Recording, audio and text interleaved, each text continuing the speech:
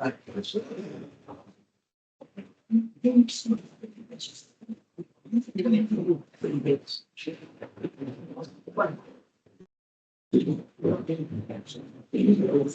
evening, ladies and gentlemen, and welcome members to this meeting this evening. Also, I'd like to welcome those members of the public and press who have joined us this evening online. Should we necessarily, I will invite the members to remove their jackets if the room is becoming too warm and uncomfortable. Ladies and gentlemen, members, before we begin, there are certain housekeeping rules to go over. Firstly, there are no fire drills planned for this evening, so if the fire alarm does sound, please leave the building for the nearest exit and assemble in the Queen's Garden at the front of the building. Please do not enter the building unless you are advised to do so. Please also ensure your mobile phones have been either switched off or are set to silent. I would like to welcome all those who join us in the public area here today and ask that they follow any guidance and instructions given by me or by the officers present. This meeting is being recorded. The recording will be available on the Borough Council's website. I should like to remind members of the protocols around speaking during this meeting this evening. That being that no member should speak unless invited to do so by myself. If you wish to speak, please could I ask you to raise your hand high until you've been acknowledged. These will all members in the room also use their microphones whenever they speak, as without them, anyone watching online will not be able to hear you. Using microphones, please press the button in front and centre when you want to speak and wait a moment for the light on your microphone to come on. Please remember to turn off your microphone once you have finished speaking.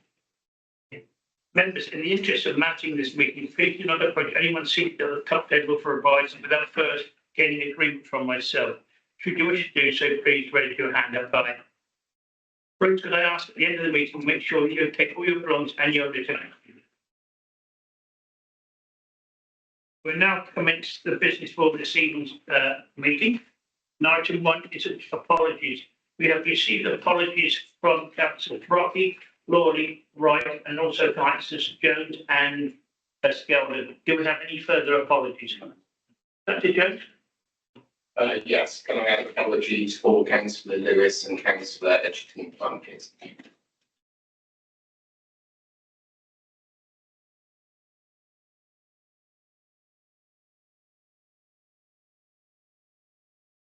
Okay, thank you. So on to item 2, the declaration of interest. Are there any declarations of interest from any members or officers in relation to any items of business contained in the special meeting agenda? Yeah, just to inform us, I have received a notification from Councillor Richard Norton in relation to being in receipt of winter fuel allowance, which I understand is an item on the agenda this evening. There may be other members also perhaps received that allowance and maybe have not declared it, but start to stay that. Right. Thank you.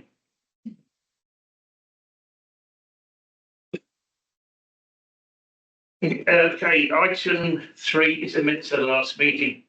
Members to approve the minutes of the meeting held on the 24th of July this year. You'll find these meetings on pages 5 to 16 of your main agenda. Can these minutes please be agreed? We'll take that as a yes. Yes. Item 4, which is the mayor's announcements. Yes, I must admit, I want to do announcements this time. Last night I had the pleasure of accompanying several officers to the new theatre for the new production of the play The Company of Wolves. For anyone who hasn't seen it, it's absolutely out of this world. First class performance, production, well worth it. I invite you all to strongly to go if you can. It will be well worth it. I'm also holding a charity event on Saturday the 12th of October at the Holditch Miners Club. We very much appreciate your support in that. Remember the Sunday parade in church service takes place on Sunday the 10th of November. I hope as many members as possible support this important event.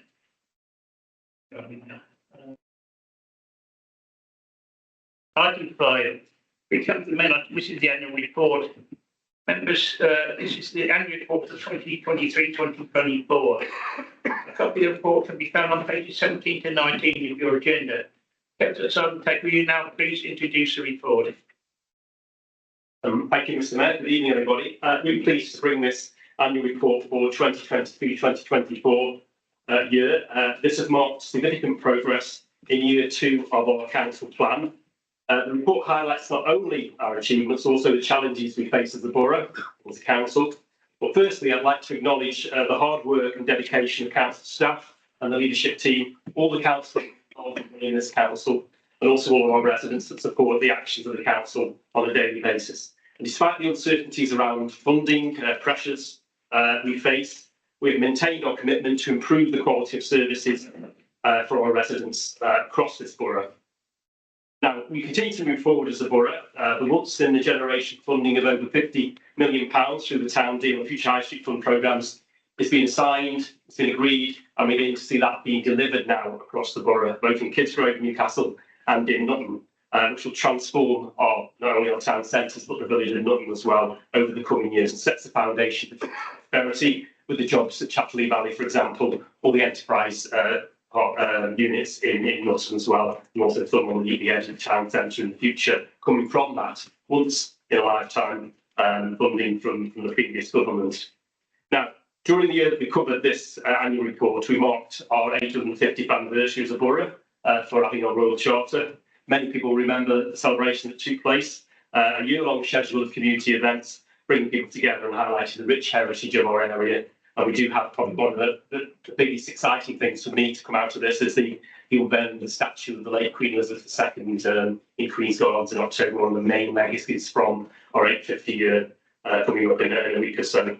We're also crowned national champions of Britain in Bloom, the Britain in Bloom Awards, and secured the 21st consecutive gold in the small city category. And that's a testament to the pride and dedication of our community involved in Britain in Bloom, and also the staff that are out there on the front line, attending our flower displays and also helping the community to win awards as well in our local Britain in Bloom Awards. And the one for this year will take place in a couple of weeks' time, or even this Saturday, perhaps it is probably, up at the new bit where we celebrate success of local community involvement in the Britain in Bloom competition. On financial terms, we've made financial progress through the One Council Transformation Programme, which has driven efficiencies and savings across the authority, redesigning services using digital and all the advances that is bringing to provide not only better services to the public, but at a better cost as well. And the ambitious programme has met its targets and released over £1 million in annual savings during this period. We also, during this period, had the Good Local Government peer review, which praised the council's strong leadership and sound financial management and ambitious generation plans, despite all of the other things that are going on, with cost of living, with the drain on resources as well, through all the things that are associated with cost of living. And also the big issue, which some residents are here tonight to talk about later on the agenda, to hear us talk about, is the Wallace Quarry issue, and obviously the legal action the council is taking, and the abatement notice process, which was live during the period that's covered by this annual report. So our commitment to our community, Mr. Mayor, remains strong. Whether this is helping those suffering with the cost of living, with financial help through council tax, keeping the council tax increases to well below inflation. That was one of the commitments of this administration, this Conservative administration, to keep council tax rises below 2%. And we'll do the same again that we did last year, when inflation last year was much higher than that. And through our sector-leading vulnerability hub, we've been nationally recognised for facilitating multi-agency support for those with the most needs in the borough. I think we also have a really good proactive homelessness policy as well to get people off the streets and into accommodation as well. And those things have been recognised not only through the peer review but through other awards, particularly for that vulnerability team. I'd like to pay tribute to them because during this period of this annual report they received that award, and many congratulations to them. So we continue to champion our residents. We see later on the agenda 2 items where we continue to do that. That is the Wallace Quarry public inquiry report, and also later the motion on winter fuel allowances, where we're sticking up for our local residents, and we'll continue to do that going forward. I move the annual report, Mr. Mayor. Thank you, Councillor Tack. Councillor Stephen Sweet, would you like to second the recommendation? Yeah, thank you, Mr. Mayor. But before I second it, I'd just like to make a couple of points, really. The PA continues to be impressed with how the council manages its finances, as the LGA Corporate Peer Challenge Progress did it in January 2024. So I think it's fair to still mention that in this year. Another good point I've seen The leaders briefly skirted on it. So one council is a spend to save programme with an agreed investment of £1.2 million. Recurrent benefits of 1.173 million have been achieved. The list 1.2 million we spent up front. That means we're going to get 1.173 million pound savings each year. Now, I think when this administrator took over, we brought this into place quite rapidly, really, and it's been something with the foresight of this administration to save money for the future. And I think it's been exceptional, actually, in my honest opinion, for the future of this borough.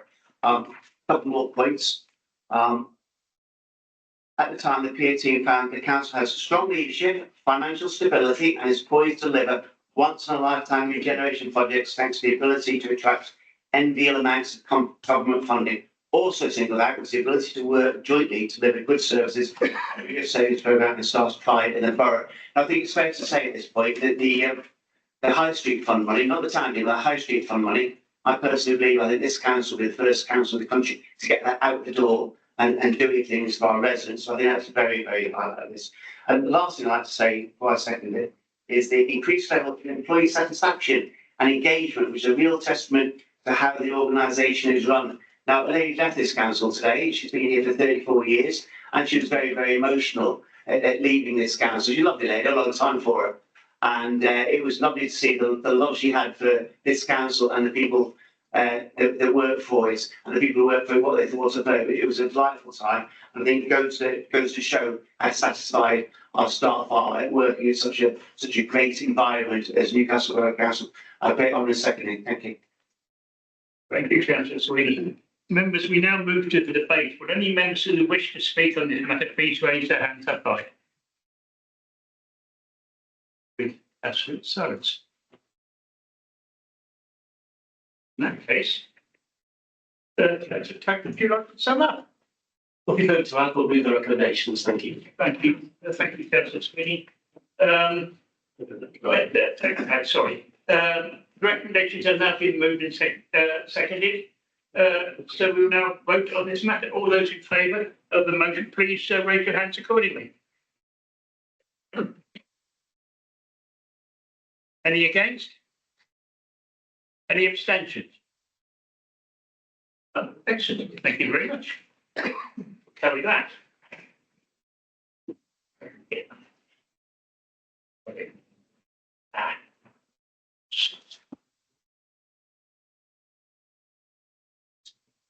Okay, we now come to item 6, which is the Warris Corrie Committee of Inquiry report. A copy of this report and associated papers can be found on pages 5 to 33 of your supplementary agenda. The chairman of the Committee of Inquiry, Councillor Becky Smith, will introduce this report, and then will invite Councillor David Jones as the vice chair to comment. We'll then ask the leader of the council to respond to move the recommendations in the officers covering the report. Councillor Becky Smith, will you now please introduce the report? Thank you, Mr. Mayor, and I thank the leader for affording me this opportunity to introduce the report of the Warris Corrie Committee of Inquiry that I chaired over the course of the summer. Firstly, I should thank everybody who contributed to the production of this excellent and valuable report. I don't intend to mention everybody by name, but I would thank particularly Mandy Patterson, who acted as the Secretariat, and Councillor Dave Jones for his assistance and support throughout the process. This report is a perfect example of cross-party working at its best. At no stage did politics get in the way, so it will come as no surprise when I say this report is agreed by representatives from both sides of the council. I would like to draw your attention to the final paragraph on page 1 of the report, or page 9 in the report as tabled, and I make no excuse for reading it. The committee thanks all those who have participated in the process. The committee is deeply concerned about the continuing significant impact of Warris Corrie on the local community and understands and appreciates the effect that the site has had on individuals and their families. The committee hopes that this report and its recommendations will help inform a satisfactory and timely conclusion. I should briefly mention process. The Committee of Inquiry met on 5 occasions prior to the first inquiry day. The first public inquiry day was held on the 23rd of July. The second public inquiry day was held on the 14th of August. All those who were invited to give evidence to the inquiry are listed in the report. And the summary of the key points is, of course, included in the report.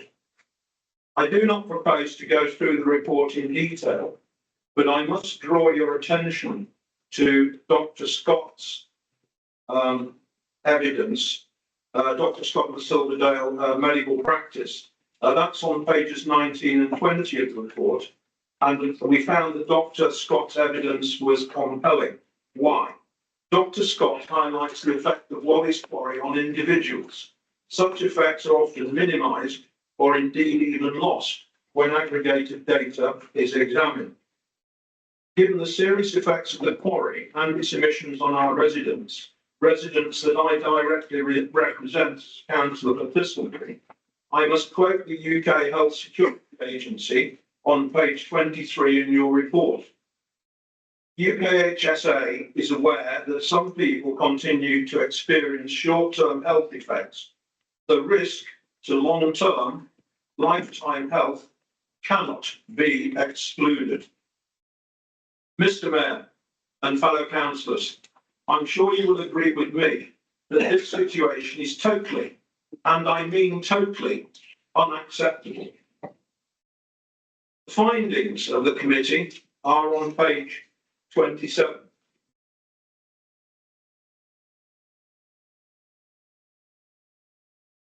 In summary, the conclusions are that Wally's Quarry Limited and the Environment Agency have failed the public in many respects, and evidence has been supplied to indicate short-term, known, and possible long-term, unknown health impacts to the local population, which appears to have been contributed to by the lack of action by the aforementioned bodies.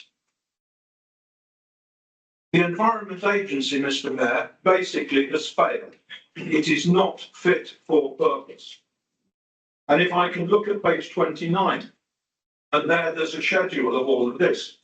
The Environment Agency is the public body which is responsible for the issuing, inspecting and enforcement of regulations.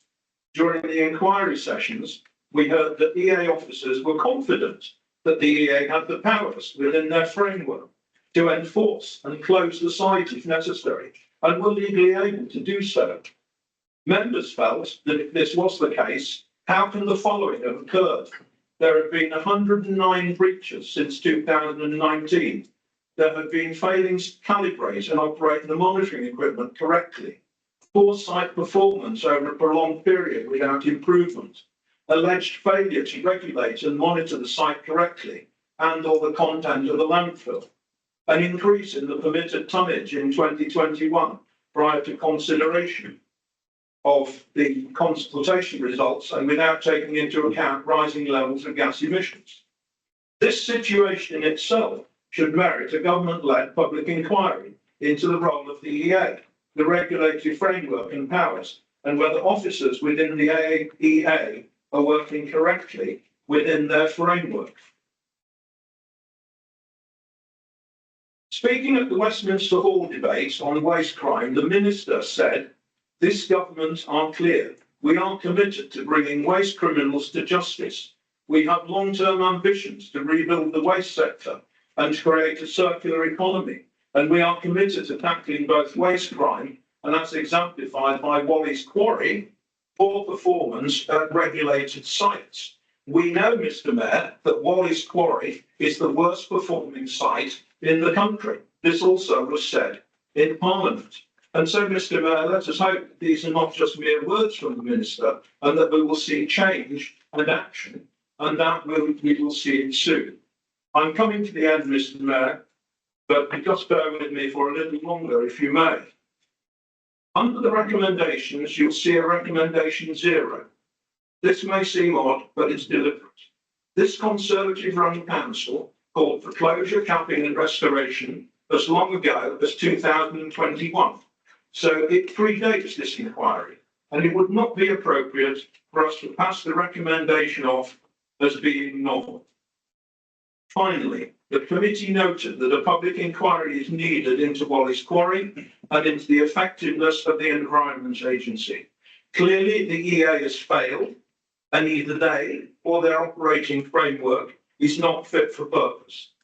Mr. Mayor, I commend recommendations 0 to 10 to you, and I ask that we have a unanimous vote in this chamber this evening in favour of the report and the paper. Mr. Mayor, thank you, and I reserve my position to speak later in the debate. Thank you, Councillor Becky Smith. Councillor David Jones, would you like to say a few words on this? Thank you, Mr. Mayor. Yes, it's a pleasure to speak on this report, and my thanks go to Councillor Becky Smith for the very comprehensive coverage of not just how the committee worked, but also the report itself. The impact of toxic odours from Wally's Quarry has been our primary focus for several years. First and foremost, it's our duty as representatives of the people to ensure that their voices are heard, their concerns are addressed, and their well-being is protected. Well, this committee did that. I'm immeasurably proud of the evidence provided by residents, community campaigners, and community support services, all of which provided first-hand experience of the horrific impact these odours have on our lives. But let's be clear, the toxic odours from Wally's Quarry have had and continue to have a detrimental impact on human health. Public Health and the UK HSA were unequivocal in their statements that the levels of H2S in the environment surrounding the site is of a concentration that will have impact on human health. For many of us who have been dealing with this situation for nearly a decade, this was nothing that we didn't already know. Indeed, I, along with Dr. Scott, the local GP, have been reporting to agencies that these odours have had an impact on the health of residents since 2020. Yet it feels that the agencies did not take us seriously. But what are these impacts? The impact of these toxic odours has been diffuse and pervasive.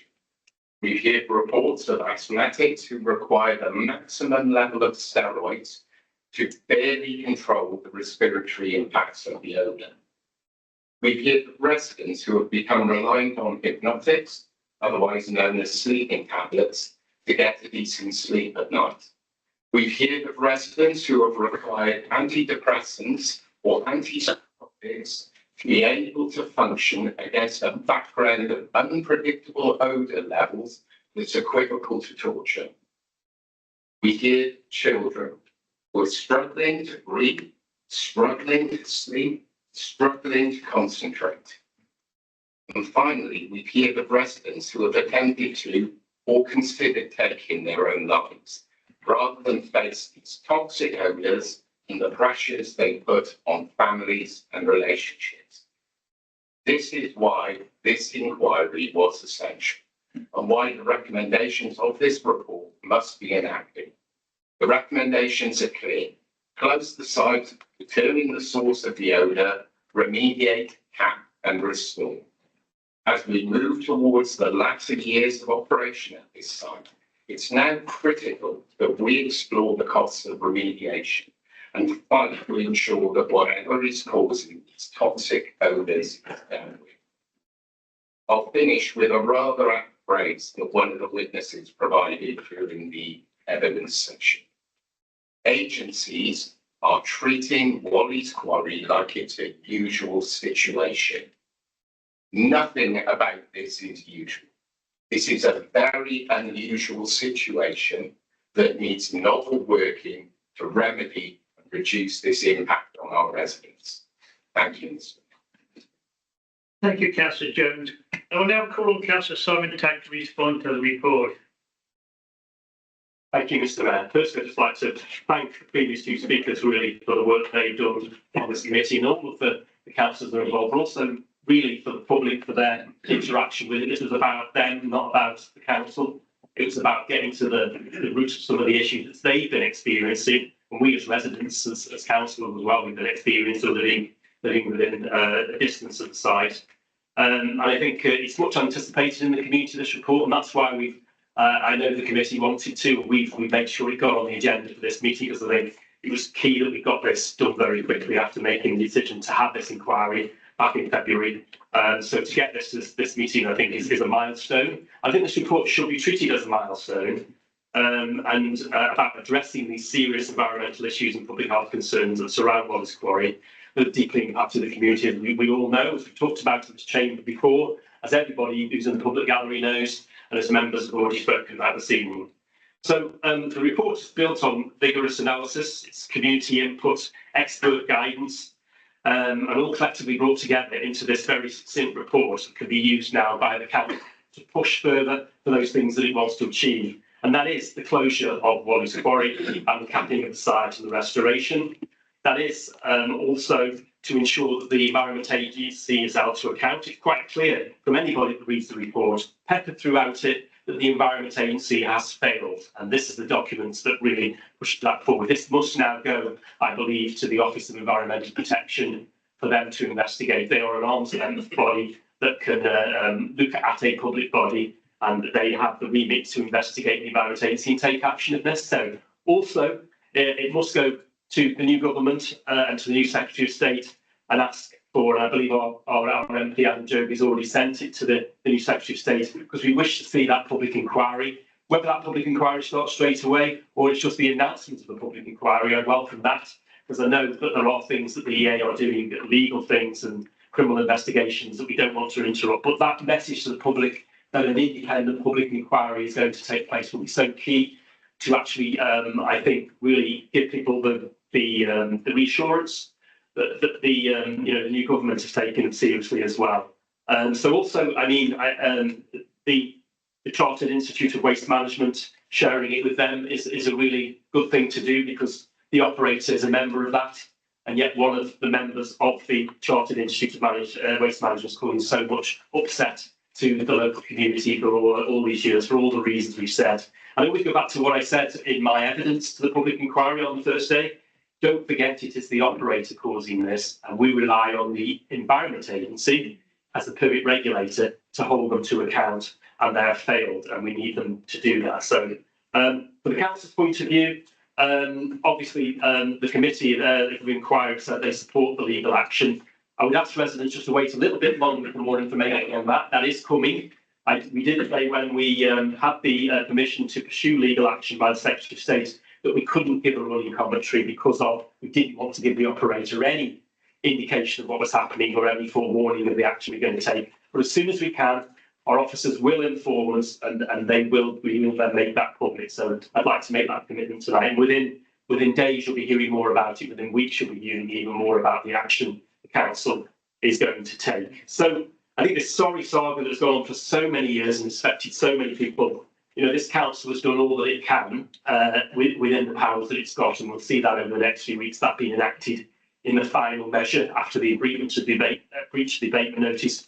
But I think we've also got a role as somebody to push, to press, as a body to try and hold those that have failed on this to account, and I believe that's the Environment Agency, and I believe that this report gives us that evidence, Mr Mayor, to press that forward. So I really welcome it, and I would move the recommendations in the officer covering report, and those really actions there put the onus on the Chief Executive to begin to pursue some of these recommendations in the right area, such as approach the Office of Environmental Protection and all those other things we talked about. And I welcome those recommendations now. Thank you, Mr Mayor. Thank you, Councillor Tack. I will now call upon Councillor Sweeney to second the recommendations in the officer's covering report. Thank you, Mr Mayor. Just a couple of words really before I do that. I'd like to thank, I'm joining the leader in thanking the members who went on the committee and the residents who participated as well. It was excellent, and I think both the chairman and the vice chairman, what they said is very true. Well, I say, I mean, close it, tap it, and restore is what we all want. But what I would say is, what is the point of the Environment Agency? You can't deal with something like this. What's it there for? Surely this should be removed to the parliamentary, still put its existence. It's things like this, and it's completely and utterly failed it. The people of Newcastle and probably other areas of the rest of the country, perhaps, I don't know. But absolutely useless organisation that doesn't seem to know what it's doing and just exists, get big fat paychecks, I imagine. I'm very honoured to second this. Thank you, Mr. Thank you, Councillor Sweeney. Members, we now move to debate on this item. Can I ask that you indicate by raising your hands if you do wish to speak?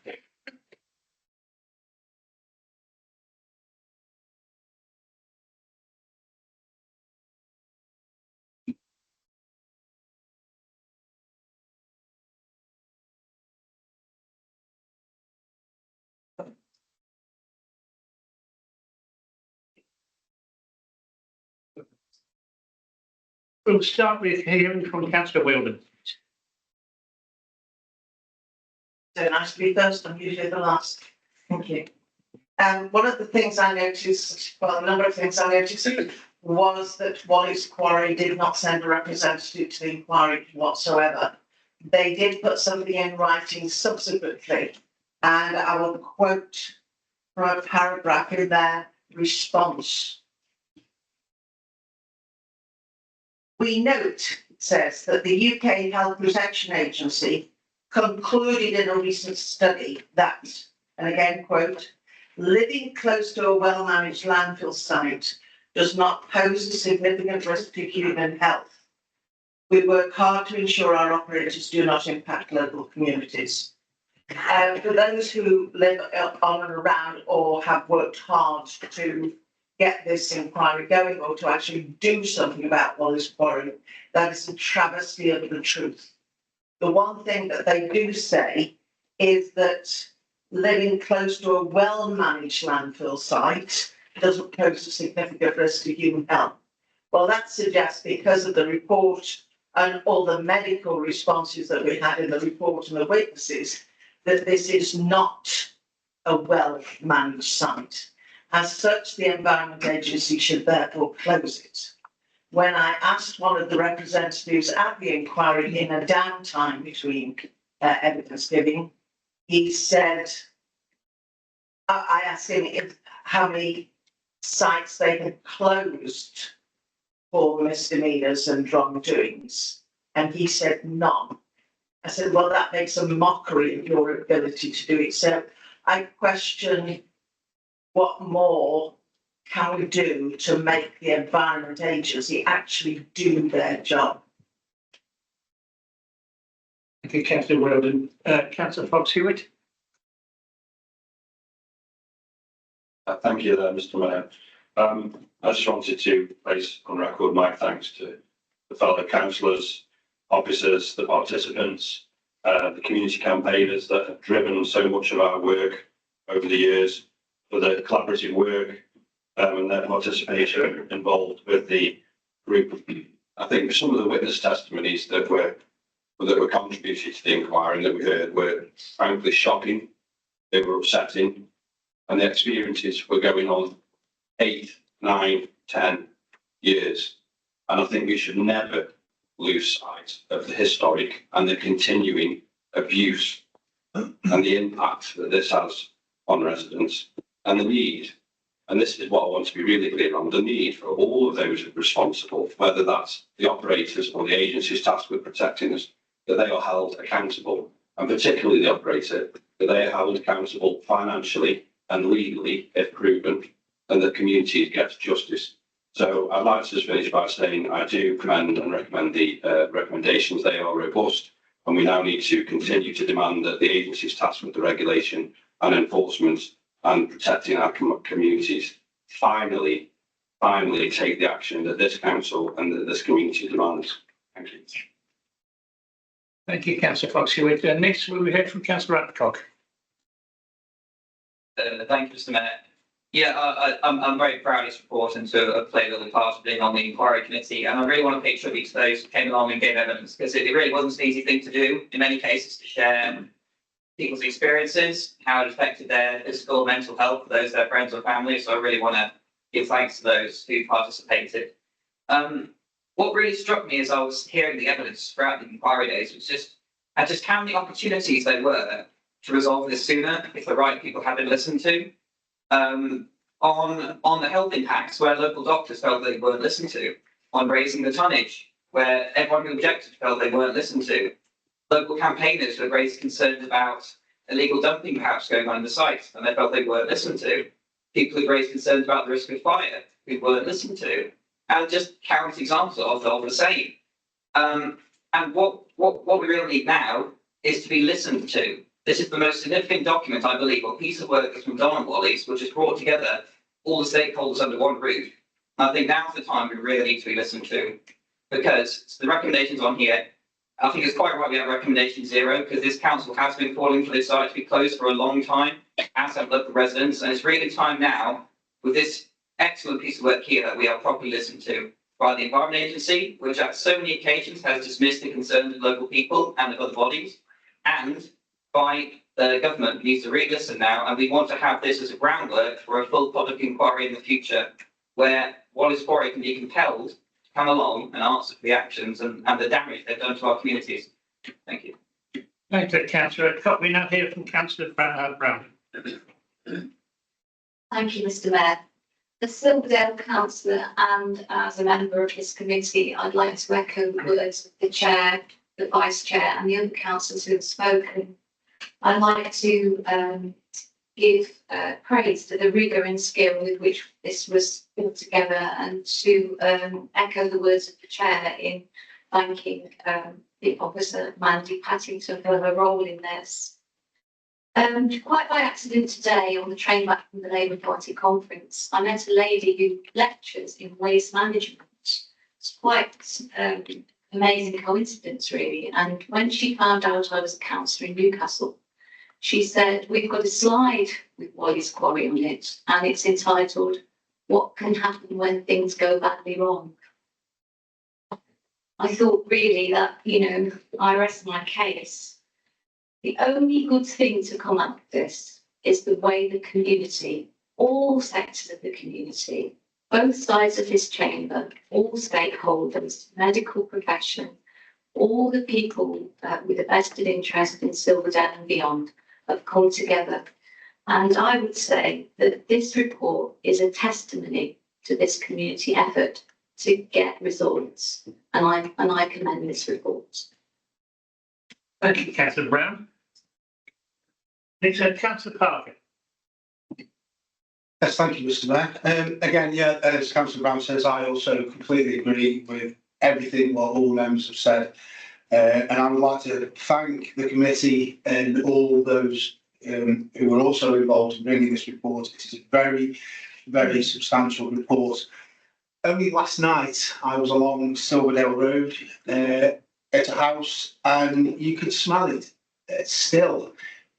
And it's just becoming part of the norm. It's like, 5 years going on and on. And while I was there, quick look round, and not a single window was open. And this report just, it just follows up that. In the morning, when on my way to work, I see them. I've heard not only that they are parking down Cemetery Road and blocking, waiting to enter the site, but they're now also parking along Silverdale Road because I passed them. So I, for one, totally endorse, and I will be voting for this report this evening. Thank you, Mr. Mayor. Thank you, Councillor Parker. Councillor Friett. Thank you very much, Mr. Mayor. A very, very long time ago, there was a task and finish group about Wally's Quarry. I was given the task of chairing it. It was interesting and very depressing. I never once thought that we would still be in the same situation now as we were then. Again, I think this is an extremely commendable piece of work.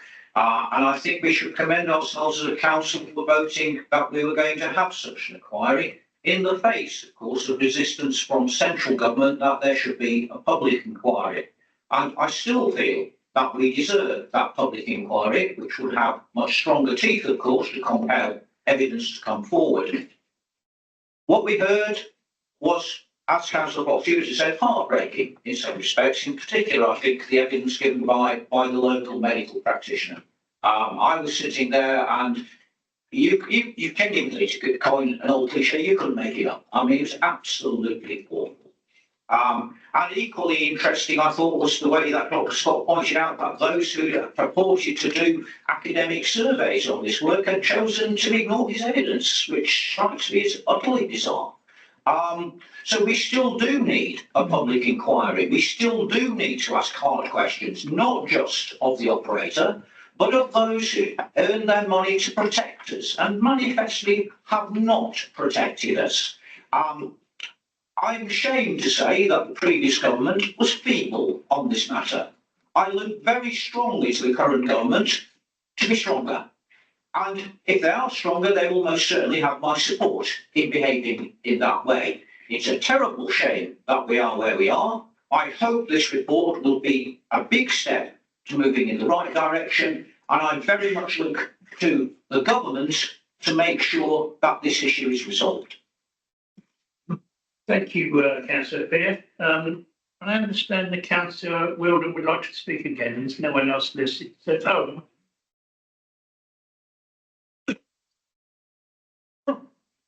sorry, it's councillor Holland. Sorry. I do look a lot like Councillor Will.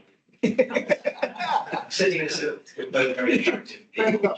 Blue suits on. This is true. I get on with it. Right. I'd like to associate myself with the remarks that other members have given.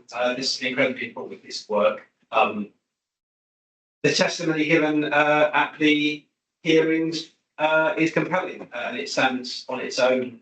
This report is condensed in moderate official language, but of course we all know what we think of the site operator and the Environment Agency. The operator has poisoned our residents, the Environment Agency has failed our residents, and we didn't reach those conclusions prematurely. The process followed was rigorous, as other members have laid out. I'm not going to say that I was delighted to sit this committee, this panel, but I'm glad that I did. I'm glad that we are here voting on this tonight. Thank you. Thank you, councillor Holland. Briefly, councillor Wilden. Thank you for your indulgence, Mr. Mayor. Just to support what councillor Adcock said, and also councillor Parker about the lorries, and councillor Adcock made the point of certain people who were key weren't listened to.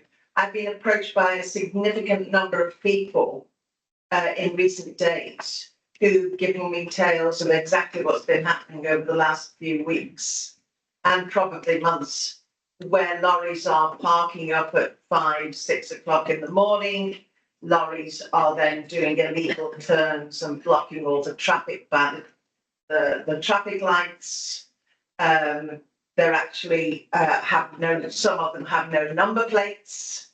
And my response to them was log it, put it in a diary, telephone 101, call the police and make sure they log it. Their response was, we've been doing that for quite, almost 2 years. And the police just say there's nothing they can do. I'm raising this issue now here so that it is logged, so that it goes on a video, that we now know that these people have not been listened to, have not been supported, and we expect the police to support them and do something about the lorries. It's a start. Thank you, councillor Wilden. Councillor Betty Smith. Yes, thank you, Mr. Mayor. At various stages, I've used various analogies about Wally's Quarry, whether it was the submarine that I quoted back in February, or asbestos that wasn't known to be as dangerous as it was during the inquiry. But you may recall one of the analogies I used, and it's the best one I've got, was when I asked the leader of the council if he thought that Wally's Quarry, the Environment Agency's failures, and what's gone on was pure post office. I have to say, Mr. Mayor, that in this inquiry, I found nothing that dispels that. And I think that this situation, the operator, the Environment Agency, is outrageous. And I just wanted to make that point, that this is pure post office and it needs a public inquiry. Thank you. Thank you, councillor Matheson.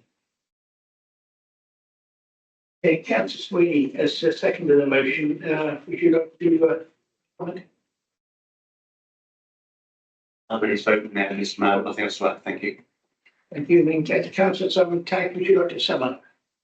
Thank you, Mr. Mayor. I think sometimes, we have very political discussions in this chamber, and quite rightly so, on issues. We will later on the agenda, but on this one, more often than not, we are all united in going forward on this. Different degrees of moving forward, more anger comes out in certain cases, not quite true as well, and quite the case because it should be, because our residents are suffering and things are moving so slowly. But I think this report unites us all tonight, along with our community, as we have done before. But this, as I say, is a call to action, I think, for us and also for others. And I think it's really key that the recommendations in the Office Government report are implemented and taken forward. And I will ensure that, along with the Chief Executive, that this report goes and is goes with enforcement to those correct people, such as the Environment Agency and the Office of Environmental Protection.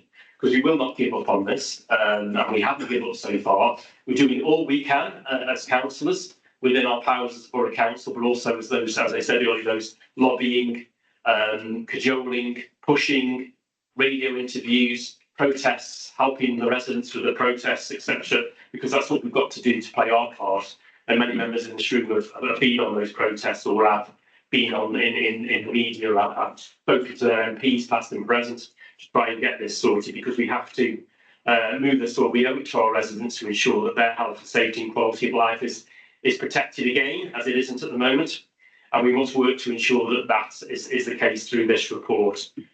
So just one issue on the lorries. I mean, I've also had complaints about the lorries, and of course the police have to act where they can, okay, within the highway code.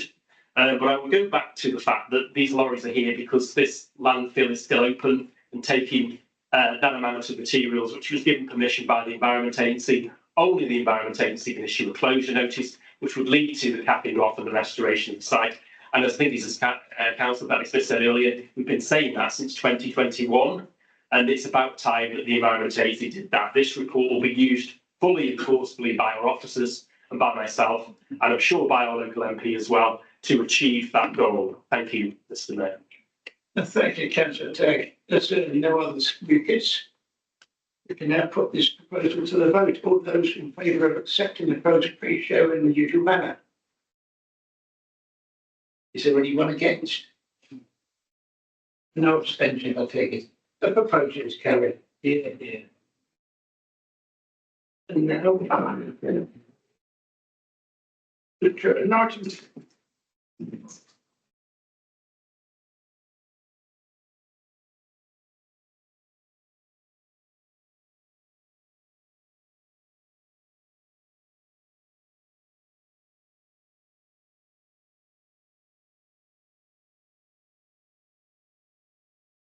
Members, we now move to next substantive item of business on this evening's agenda, which is a Treasury Management Annual Report of 23-24.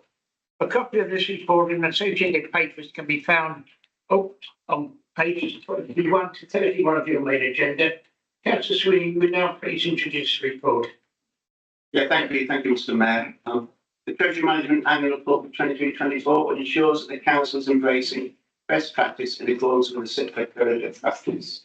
I'm pleased to confirm that all Treasury Management activity carried out during 23-24 has been done so in accordance with policies laid down in the currently approved Treasury Management Policy Statement, backed up by approved Treasury Management practices and schedules thereto, and the annual Treasury Management Strategy Report for 23-24 approved by Council on 15th of February 2023. Members of the Audit and Standards Committee are informed of these activities twice yearly. As at 31st of March 2024, there was no external borrowing being undertaken by the Council. The overriding consideration in terms of the Council's investment activity remains safeguarding the Council's capital within its constraints. The aim is to maximise return on investment. An average return of 4.87% has been generated on investments during 2023-24. Thank you, Mr. Mayor. Thank you, Sweeney, councillor Sweeney. Councillor Simon Tate, would you like to second the recommendation? Happy to second it, Mr Mayor. Thank you, councillor members, we now move to the debate on this item. Can I ask you to indicate by raising your hand if you wish to speak on it? Councillor Stubbs? Thank you, Mr Mayor. I'm sure members, after the gravity of the last report we've just had, this sort of pales into its significance. But I urge members really not to just knock this through. These finance reports, especially annual reports, are really important to the running of the council. Can I personally thank the finance team and especially the finance and audit committees who both look at both the strategy and the performance of the treasury management throughout the year. So I thank those two chairs and their committees. A couple of questions though for the portfolio holder. Can we, and I know we said sit for that report, but can we modernise this report? It's been the same report for the last several years, hasn't changed by one word on its layout. For example, section 5 and section 6 are basically cut and paste from the Financial Times. They add no value because anybody can read them in the paper all day, every day. Perhaps they could be localised as to the direct impact on Newcastle and not just a national view. And also the actual interest income, and please forgive the technical terms, but the actual interest income from interest activity amounted to £1.3 million. That's 1.3 million coming into the authority. Can the portfolio holder point out to me where in the MTFS, be it the last one or the current one, that this interest amount or similar goal is reflected? Thank you, Mr Mayor. Thank you, councillor Stubbs. Councillor Tack. Thank you, Mr Mayor. On the first question, yes, we will move to and take that on board. Not going to set it up, all set up dossier in this council, but I understand the point he's making and certainly take that on board. But the question on the 1.3 million interest, I'm sure it's there, and I'm sure that our finance officer will update council Stubbs on that. Thank you. Yeah, thank you, councillor Tack. Councillor Sweeney, you second the motion. You wish to say anything about that? I know, Mr Mayor, thank you. Thank you, councillor Tack. Any reply? That was my reply. Okay, thank you. Right, in that case, members, if there's anyone else spoken that wishes to do so, we'll put the motion to the vote. All those in favour of accepting the recommendation? Any against? And no abstentions. Thank you, members. We now move to item 8 on the agenda, which is the statement of the leader of the council.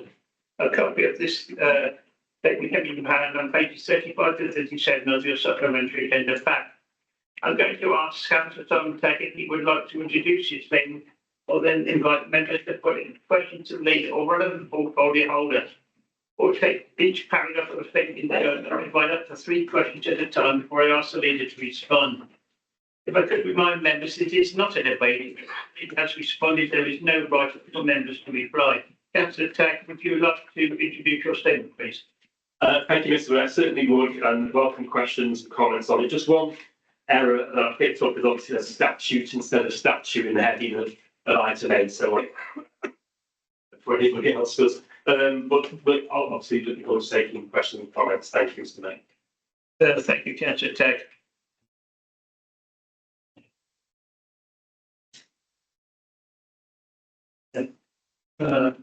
We need paragraph 1. Sorry.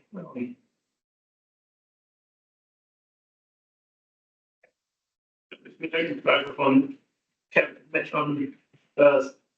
10th of September. Do members have any comments or questions on any items from the aforementioned cabinet meetings that are not covered in this leader's statement?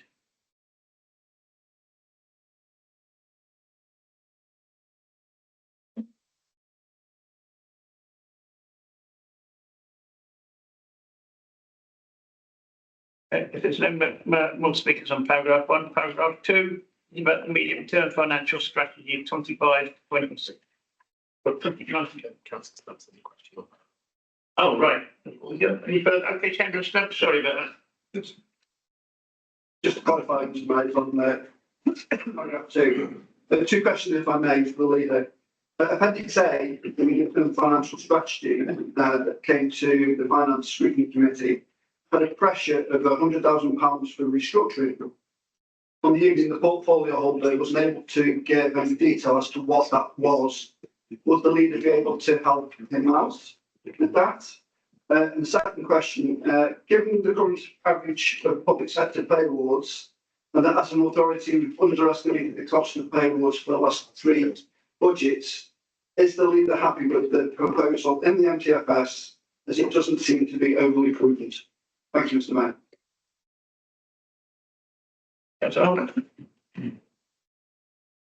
Thank you, Mr. Mayor. Not my place to respond to the debate to things that Councillor Stubbs has said, but yes, I was busy when he asked that question, and was often, I think, a written response by the portfolio holder. I do beg your pardon, Councillor Stubbs. Is it your turn to speak? Thank you very much. I was only going to welcome the MTFS, and the report that went to Cabinet was also considered by the committee that I chair, including Councillor Stubbs. And I was struck by how positive the outlook is, given everything that we know has happened in recent past, both to this authority and to the wider public sector and to the country in general.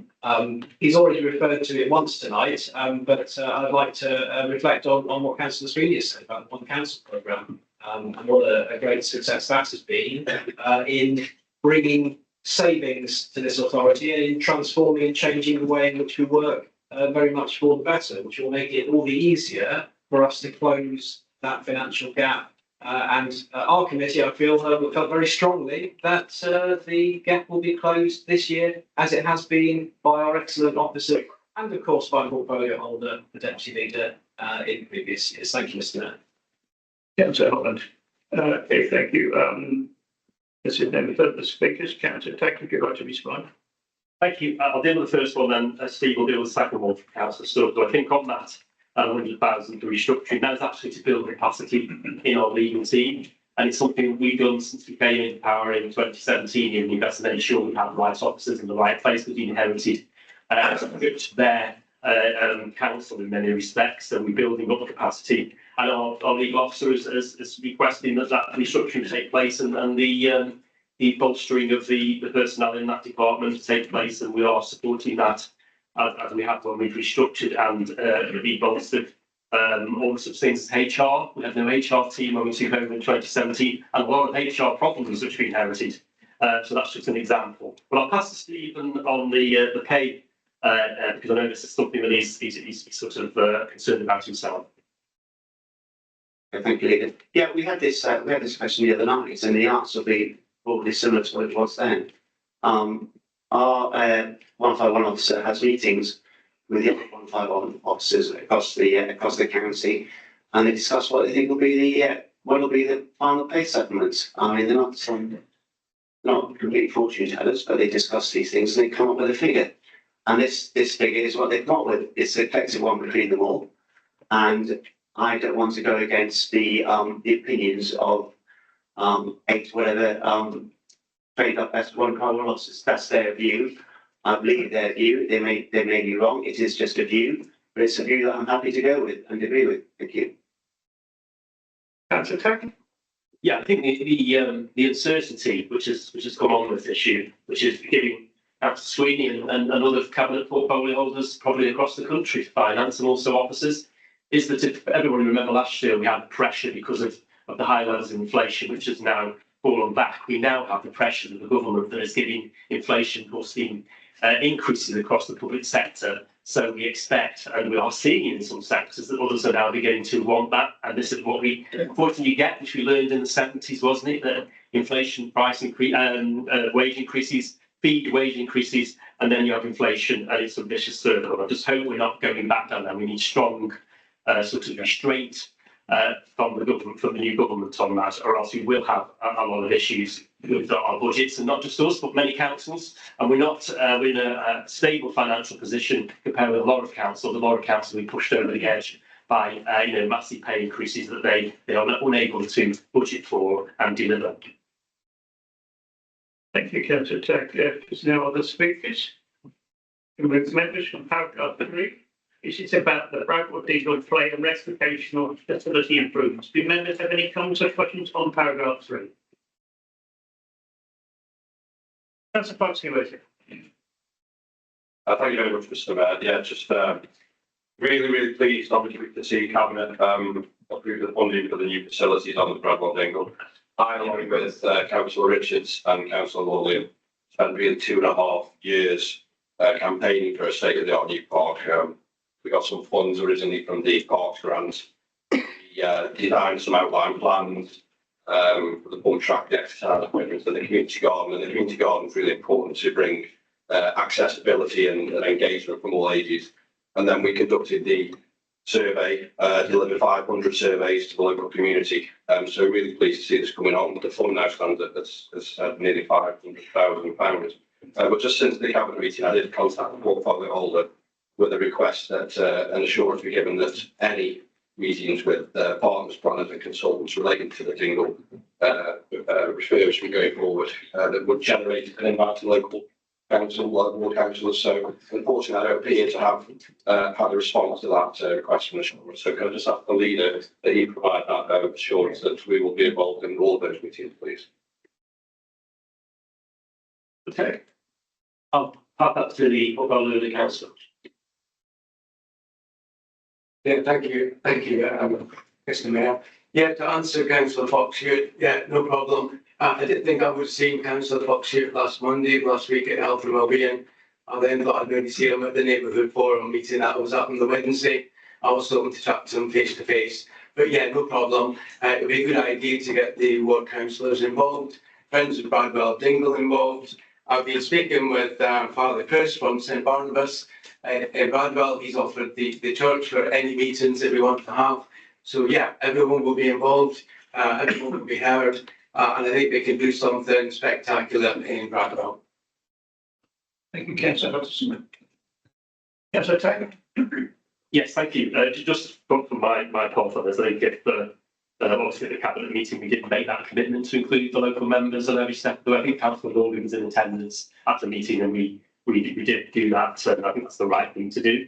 I think the funding for this has obviously come from the Nightway development, which was controversial at the time, but then obviously it's now been built out. But obviously the money, vast majority, even though there was some funding level, but the majority of the funding for the 106 agreement is this a viable scheme to actually do a really good job on Bradwell Dingle. And I think what we wanted at the cabinet meeting, which I'm sure Councillor Fox wants the local members, is to ensure that the public are fully involved in these plans as well. And the consultations take place, however long ago they were, however recent. So there's always people that weren't involved in that consultation that have an issue what's going to be outside the back of their house. I think the really key, as we made it cabinet, was to include as many people as possible in the consultation going forward. So we get that mix of facilities for all ages as well, which I think is, with that money, that's a real good splatter of money for us to do a really good job on Bradwell for all ages. Thank you.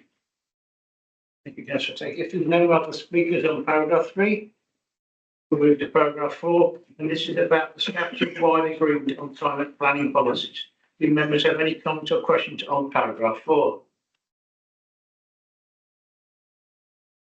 In that case, is there anything you wish to say on that one, Councillor Taylor? We'll move to paragraph 5. Members, this is about the North Staffordshire Local Air Quality Plan. Do members have any comments or questions on paragraph 5? Councillor Thornton. Thank you, Mr. Mayor. I'm sure that this section of the leaders' report will be welcomed by many residents of Northampton. 2 questions really. Can we take it that the flawed and misguided bus gate has now finally been abandoned? Mr. Mayor, the Borough Council is committed to improving air quality. So will the leader take all members of council into his confidence and perhaps shed a little light on the schemes or measures which will now be put in place to improve air quality along Bassett? Thank you. Councillor Holland. Thank you, Mr. Mayor. Members will remember my views on the formally proposed bus gate, but let's be clear about the timeline, and I'd like to touch on something that Councillor Gorton said. We heard, and residents heard from the previous MP for Newcastle-under-Lyme earlier in the year, the government ministers, previous government had accepted there was no longer a need for a bus gate and that the measure would be scrapped, it wouldn't be necessary. So I'm wondering whether the current government is of the same opinion, because my grave concern, I had many great concerns for change governments at the election, but in relation to air quality at Etruria and Basford, was that a new government would take a different view and would reintroduce this bus gate. But grateful thanks to the leader and the cabinet for being very consistent about this over a long number of years. It is not by accident that the bus gate is, we hope, fingers crossed, gone permanently, never going to happen. But it's because of the hard work of our cabinet in partnership with other local authorities, working hard in concert with some of our parliamentary representatives. I think it is also good to see that the concerns of local residents and businesses along the route. I just declare my interest as a trustee of the Big Theatre, which is one of those businesses that would have been impacted at a bus gate being put there by peak time. But not just Basford, but also all of the other places where we all know that traffic would have gone had a bus gate been installed. We're talking about not just Maybank and Basford, but Port Hill and Wolverhampton as well. And I think it would be welcome to a broad range of residents across. Thank you, Councillor. Councillor Rees. Thank you, Mr. Mayor. Obviously, this is very welcome, hopefully very welcome news on the bus gate scheme. I'm one of two of the councillors for Wolverhampton and the ward which would be impacted on the most really by the scheme, and also a member of the Health, Wellbeing and Environment Scrutiny Committee. And this is an issue that I and colleagues we've raised consistently at every scrutiny committee, and it's also a rolling item on the work plan. So I'm just curious why, well, it's two questions really. Why councillors from Wolverhampton ward have we not been provided with some level of briefing about the work that's been undertaken by the council of Stoke-on-Trent City Council and Staffordshire County Council, and why hasn't the Health, Wellbeing and Environment Scrutiny Committee been provided with any updates? We really haven't had any news about that committee for the past 2.5 years. Thank you, Councillor. Take your response. Thank you, and thank you for those comments from councillors. I think, obviously, as people will be aware, this issue has been in flux for a number of years. It's been opposed by local councils and councillors, and we finally got to the situation where the bus gate will not need to be put into place. But I will just make members aware that obviously Stoke-on-City Council took a confidential report to their cabinet on this preferred solution, which will then go to the government for a business case. But members of this council can see the confidential report that went to our cabinet, which gives more details on that. But of course, it wouldn't be appropriate because of the sensitivities across the city that we would reveal that publicly. So I can't see anything more on that, and that's quite right. I think, as Councillor Holland said, over the years we've opposed. I remember the first ever meeting we had in here.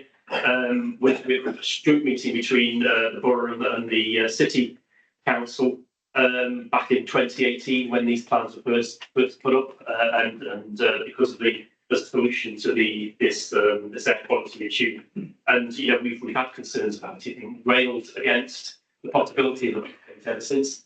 One of the advantages of the COVID pandemic was the change in traffic levels have never recovered to their pre-COVID levels in this particular time. I think the traffic is still there. It's just extended along the period of rush hour. So that has meant that during those peak periods, when the bus gate would have had to be in operation, there isn't the air quality issues in significant parts of Basford Bank as there was before.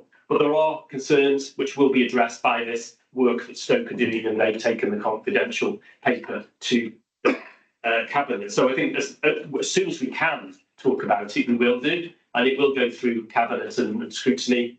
But I would say, for members of this council, you are privy to the confidential report that went to Cabinet, which has more details on that. But of course, you're bound by that confidentiality of that report.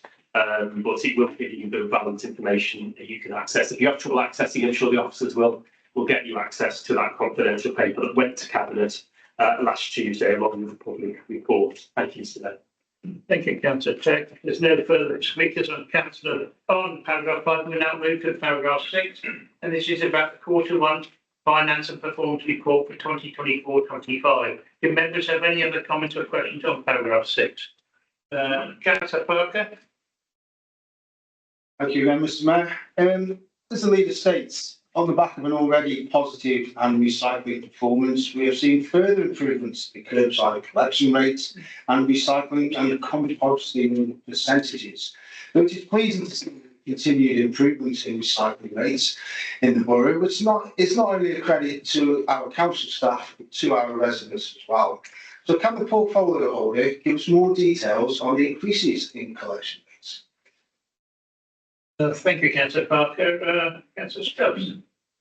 Thank you, Mr. Mayor. Again, two questions if the leader willing. The average number of days per employee lost to sickness rose again in June up to 2.98, so rounded at 3.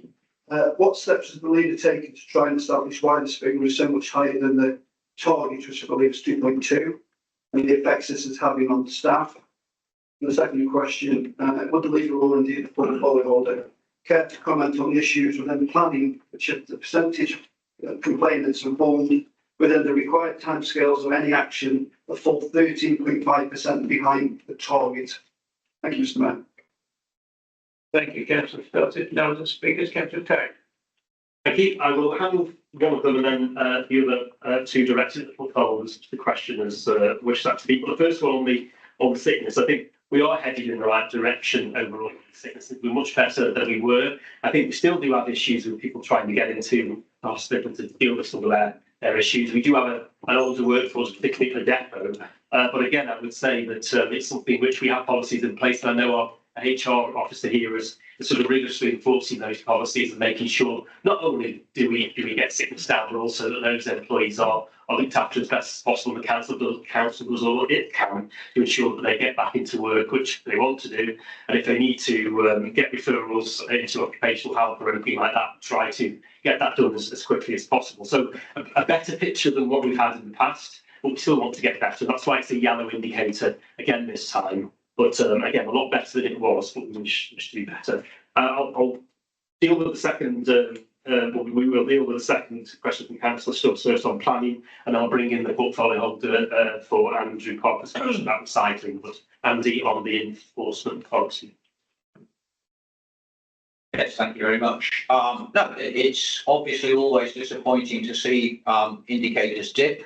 I think one of the things, and it will come back looking at the agenda of this meeting this evening later on, that unfortunately some enforcement issues do take a lot of time. We are trapped in some things which are very complex legal arguments, and that sucks up time and energy from officer staff. So I think, we hope our new policy is going to be pushing that in the right direction. I'm certainly talking with the head of planning about this on a regular basis. Another thing I think, though, that we shouldn't be all doom and gloom about this. One of the things that metric doesn't record is informal resolution of these problems. And I'm looking to try and capture that because our staff actually do a lot of background work, putting wrongs to right. But without having actually to sort of wield a big stick and such like to do that. And as I say, I'm hoping to find a metric whereby we can capture the resolution of all of these problems rather than just a specific bit. But the core of the problem, I'm afraid, is that we are tangled up. As I say, there is a question about one of these issues later on the agenda, and the complexity of them does mean that an awful lot of staff time goes into them. Hopefully, as I say, the new policy will help that be a little bit smoother. And hopefully we'll see those figures moving in the right direction. Thank you, Councillor Spakenfield. If there are no further speakers on Councillor Hutchinson, sorry. That's okay, Mr. Mayor. To answer Councillor Parker's question, in the annual report, which was item 5 on tonight's agenda, we read that 48% of the household waste was sent for reuse, recycling and composting. Well, in the first quarter report for the Finance and Performance Report 24-25, we have increased that by almost 5%. So we have almost 53% is now being sent for recycling, and 47% residual waste has gone to incineration. As a borough council, we still send zero to landfill, which is quite incredible. We send zero to landfill, yet we have Wally's Quarry on our doorstep. Garden waste collection is up. We are working with flats with different bins to collect more cardboard, glass, plastic and aluminium cans, which is great news. We are working with residents to keep recycling items out of the residual bin.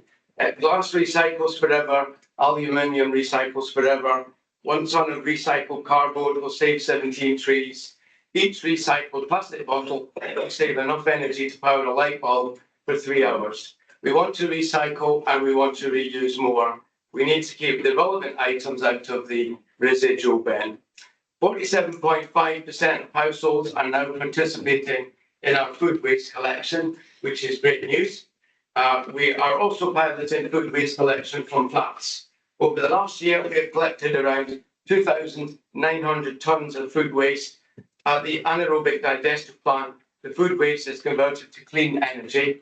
The byproduct, once pasteurised, goes back on the land as a nutrient-rich fertiliser.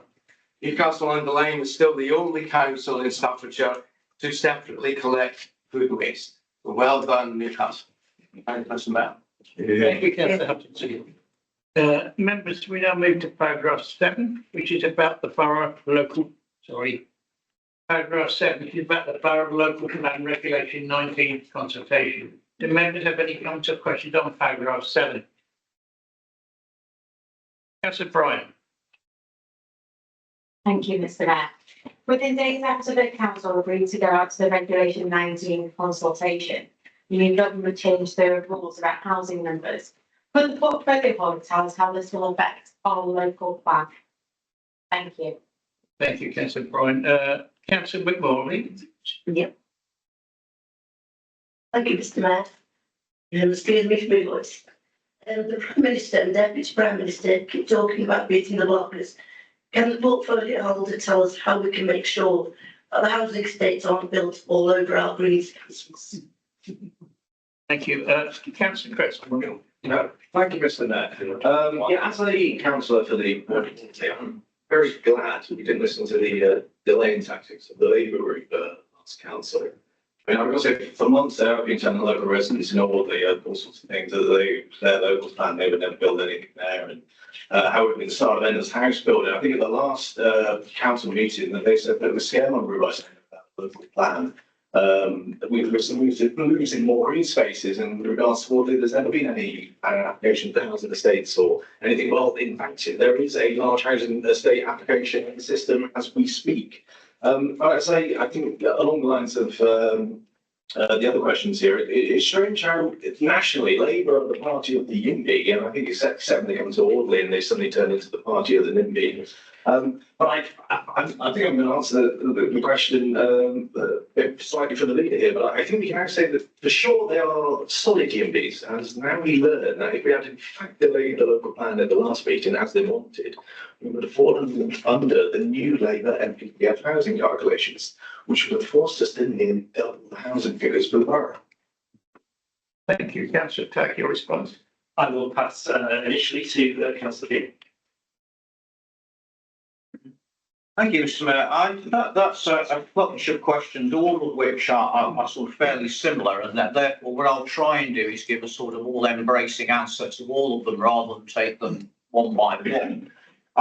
We start with numbers of houses. The most important thing, let's start somewhere else and say that, at a scrutiny committee, it was Councillor Holland who asked me what was I most worried about with the local plan, and I recall replying to him saying that the incoming government would change the rules and throw all the figures out of kilter.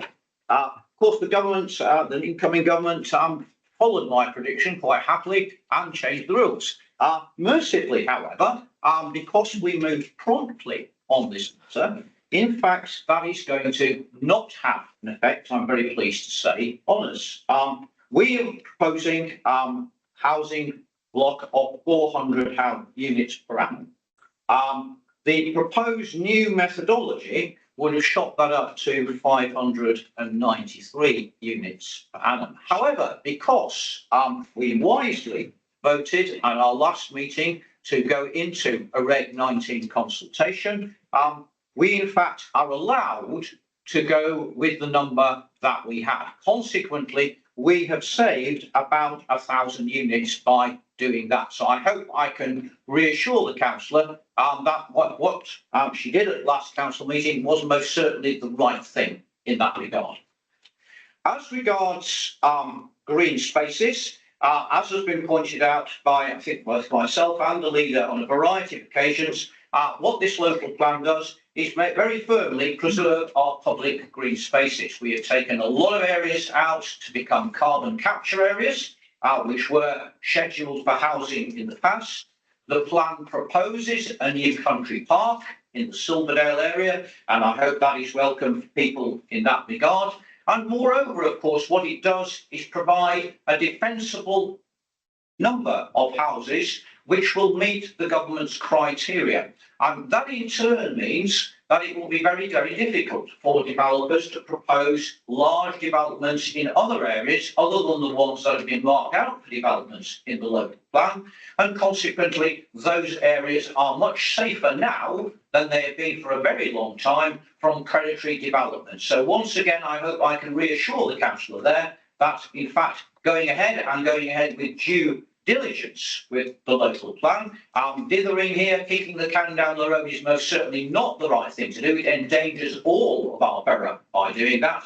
We have done the right thing, and I'm pleased to be able to give that reply. Thank you, councillor. Councillor, take any further response? Any other questions? Thank you. Any further? No. Councillor Adcock, I believe. Thank you, Mr. Mayor. Well, Councillor has given a very good response to it, and I agree with what my fellow councillors have said, because I remember being here at the last council meeting, being told by the Labour Group we absolutely had to delay the local plan progression to Reg 19 consultation, and then within days we then found out that had we done so, then we'd have had to go back and rewrite our housing calculations, and they may have been nearly double what they would have been.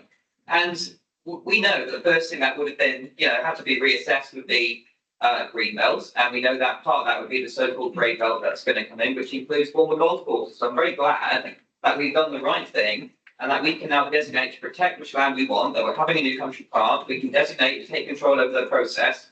I'm just very glad that we are progressing with this consultation. I'm glad it's 8 weeks, and I'm glad there's so many in-person events. I really thank the officers for running those. And I just really welcome that we're continuing with this process and we're not listening to those who try to delay and distract from it. Thank you. Thank you, Councillor. Councillor Jones, I believe. Thank you, Mr. Mayor. Can the Cabinet let us know the proportion of total land in the local plan designated for housing or employment that is currently in the green belt? Thank you, Councillor. Take any further response, please. Any more questions, please? Oh, sorry, I think it was I forgot Councillor Parker. I do apologise. Thank you, Mr. Mayor, for giving again. I'll just keep it brief. When all submissions have been forwarded to the independent government planning inspector, can either the leader or the portfolio holder have a rough idea and when we will get their results back from us? Now, Councillor, thanks. I will nominate Councillor for you and then call in. Okay, so first of all, for Councillor Jones, the answer is, and I suspect he wants a specific figure, no, not off the top of my head, so I will arrange for that to be forthcoming. I will also draw his attention to the fact that from the very beginning of this process, we have tried our very best to prioritise brownfield developments, but nonetheless, government figures are such that it would simply not be possible to develop entirely on brownfield. Beyond that, from Councillor Parker, I'm afraid this is a how long is a piece of string question. It will depend very much on the way that the inspectorate feel about the robust nature of our plan. As I said at the previous council meeting, we have checked and double checked this with the appropriate authorities. Consequently, personally, I am confident that the inspectors will be happy with the plan that we submit, and therefore their answer as to whether we can go ahead or not will be a rapid one. However, of course, I am not those inspectors, and if they choose to spend further time on the plan, that is their privilege, and this is, I'm afraid, a known unknown, so to speak. Thank you. Now, Councillor Fair. Thank you. I think the point's already been made earlier about the vote we had at the last council meeting to push forward for the Reg 19 consultation. Just remind that it was, this group on this side of the chamber that fully voted for going to Regulation 19. There was a lot on the Labour side grandstanding for the public gallery. I think grandstanding has results, doesn't it? And what the results would have been if they'd have won that vote, we would have been on the hook for many, many hundreds more houses across this borough, doing the absolute opposite to the people that they'd invited into here to try and grandstand to. So I think a bit of a learning exercise, when you're in government, things happen, and locally you've got to obviously follow your government, unfortunately, on that respect. But we'll see later whether the Labour group are going to follow their government on the motion we put in. But I think on the local plan, we did the right thing at the last meeting. If we hadn't, we'd have been like a lot of councils facing increases of housing quotas, which are beginning to vex the populations and the councils involved. Thank you, Councillor Jack. There's no further speakers. We'll move to paragraph 8, which is about the Queen list for the second statute. Do members have any comments or questions on paragraph 8? Councillor Wheeldon? I just think it's lovely to be able to say something positive. In the leader's statement, he makes reference to the new statute about to go. So does the leader agree with me? This is the girl who's just put a Union Jack flag up in her garden. Does the leader agree with me that the unveiling of the statue of her late Majesty Queen Elizabeth II in Queen's Gardens was a significant and proud moment for the borough overall? Not only does the statue capture the Queen's grace and poise, as seen during her visit to Newcastle in 1973, but its design, standing at ground level, invites interaction, allowing visitors to feel a personal connection with Her Majesty. So she's not on a clinic or a dais, she's there mixing with us. The statue will serve as a lasting reminder of the late Queen's legacy, complementing the beauty of our award-winning Queen's Gardens, and it does quite appropriately become Queen's Gardens now. Thank you. And could I thank anybody who's been involved in the idea and the implementation of getting this statue done. And I congratulate you. Thank you, Councillor Wheeldon. Any other speakers? Councillor Pack. Thank you, Councillor Wheeldon, for that. I think a lot of people share the same thoughts as you on this, and I certainly do. I think it's going to be an excellent occasion in a week or so when we unveil the statue out there. So we have nice weather as well for it to be unveiled in the style we wish it to. And I think a good legacy from our 850 celebration linked to the 1973 visit, and I think it will even have national press interest. I think, given the interest in this, the well-known sculpture, Andy, and other things. But actually, for us in Newcastle, it will always be our statue, because nobody will have a statue based on those photographs of when the Queen was in our town centre by the Guildhall, which is based on those photos from 1973. So really good, open to everybody to come, members of the public to come along, and let's just pray for good weather as you, Mr. Mayor, unveil the statue in October. Thank you. Thank you, Councillor Taylor. And no further speakers on that. We shall move to paragraph 9. Members, this is about the Heart of England in Bloom Award success. Do members have any comments or questions on paragraph 9? Councillor Hutchinson and Councillor Williams. Thank you, Mr. Mayor. I'm incredibly proud of the wider team achievement of securing the 33rd consecutive gold award in the Heart of England in Bloom Awards and winning the Mike Garwood Memorial Trophy. This is a special recognition award for horticultural quality, evident during the summer for our Queen's Gardens. The planting scheme this year has been particularly striking, with swathes of yellow and orange from predominantly rudbeckias, marigolds, and a splash of blue from delphiniums. We've mixed perennials with annuals.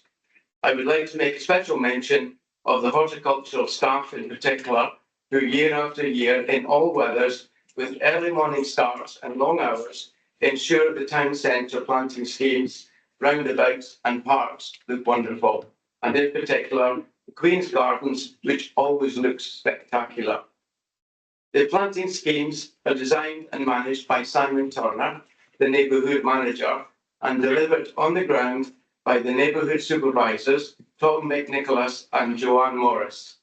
They are supported by their team, which is Dave Whitehurst, Dan Junowicz, Darren Dale, Josh Ainsworth, and Lewis Walker.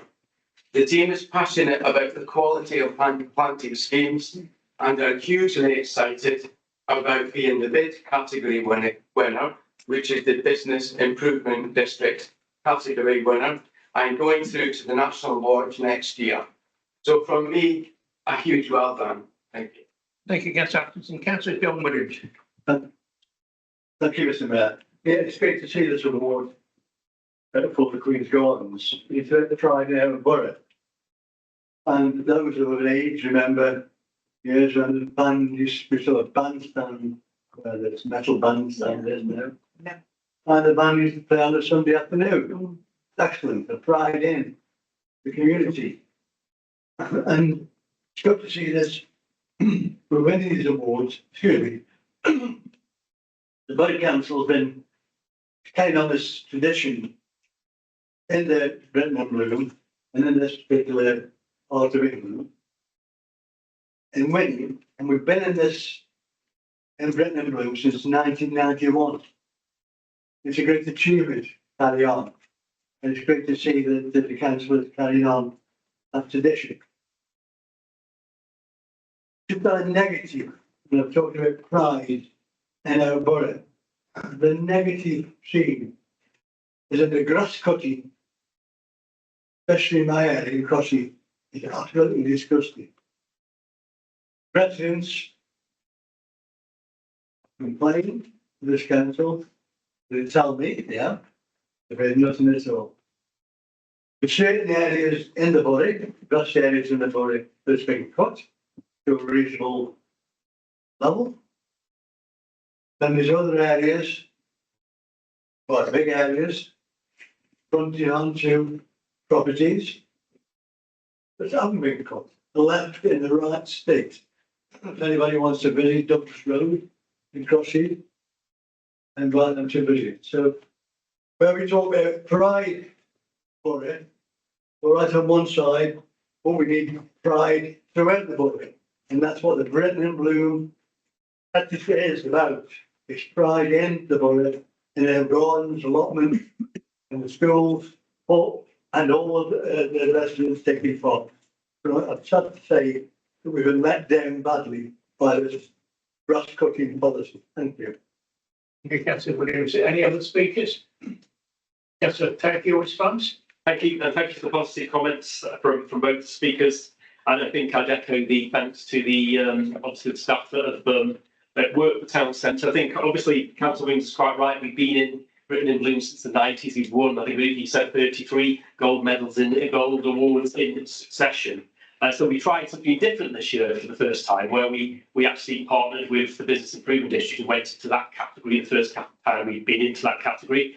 And we win the gold and the category overall winner and through to the finals. So it's something which Newcastle is known for in Britain and Bloom circles and nationally. Last year we were the national winners, and it was right to diversify, so to speak, and get into the bid category and wish them the best luck next year in the finals. I think there's a different issue which Councillor Williams is talking about.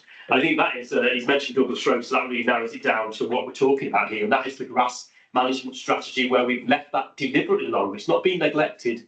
And if you remember at the last meeting we had, I think it's Councillor Fox-Hewitt raised issues in Bradwell, and we are reviewing that after a year. There were some issues I've seen in some parts of the world. It was a basically implement a policy for the first year and then review it as you go forward. So I think I've seen Douglas Road, and I think that is, it's not the quality. What we're trying to do is promote nature and minimal rewilding, I think, in those areas. But I think that just looks a bit too neglected. But that's not because we've been neglected, because that has been a policy to leave it longer for wildlife. But I think in some areas it's slightly backfired. So one of the things we agreed at the last meeting that we would review that first year. And I think, as we get to the end of this growing season, is to include local members for some feedback on your Thank residents. you. I think Douglas Road, the sites in Bradwell, even, Sandy Lane green space, I think is not how I envisaged it would be if we were going to leave it longer for wildlife. So I think we need to do some work on that. And that was registered at the last meeting, councillor Lees, and we pledged to do that. And I pledged that local members through the portfolio will be involved in carrying out that first year review. But let's not forget the benefits of this. We have signed up to a nature recovery declaration, and our land being used for that sort of rewilding and wildflower meadows and longer grass. But there's that fine balancing act between what is seen as very untidy, unkept, and what is seen as potentially bringing nature back. So I understand where you're coming from, and it's not a neglect, it's not a cut.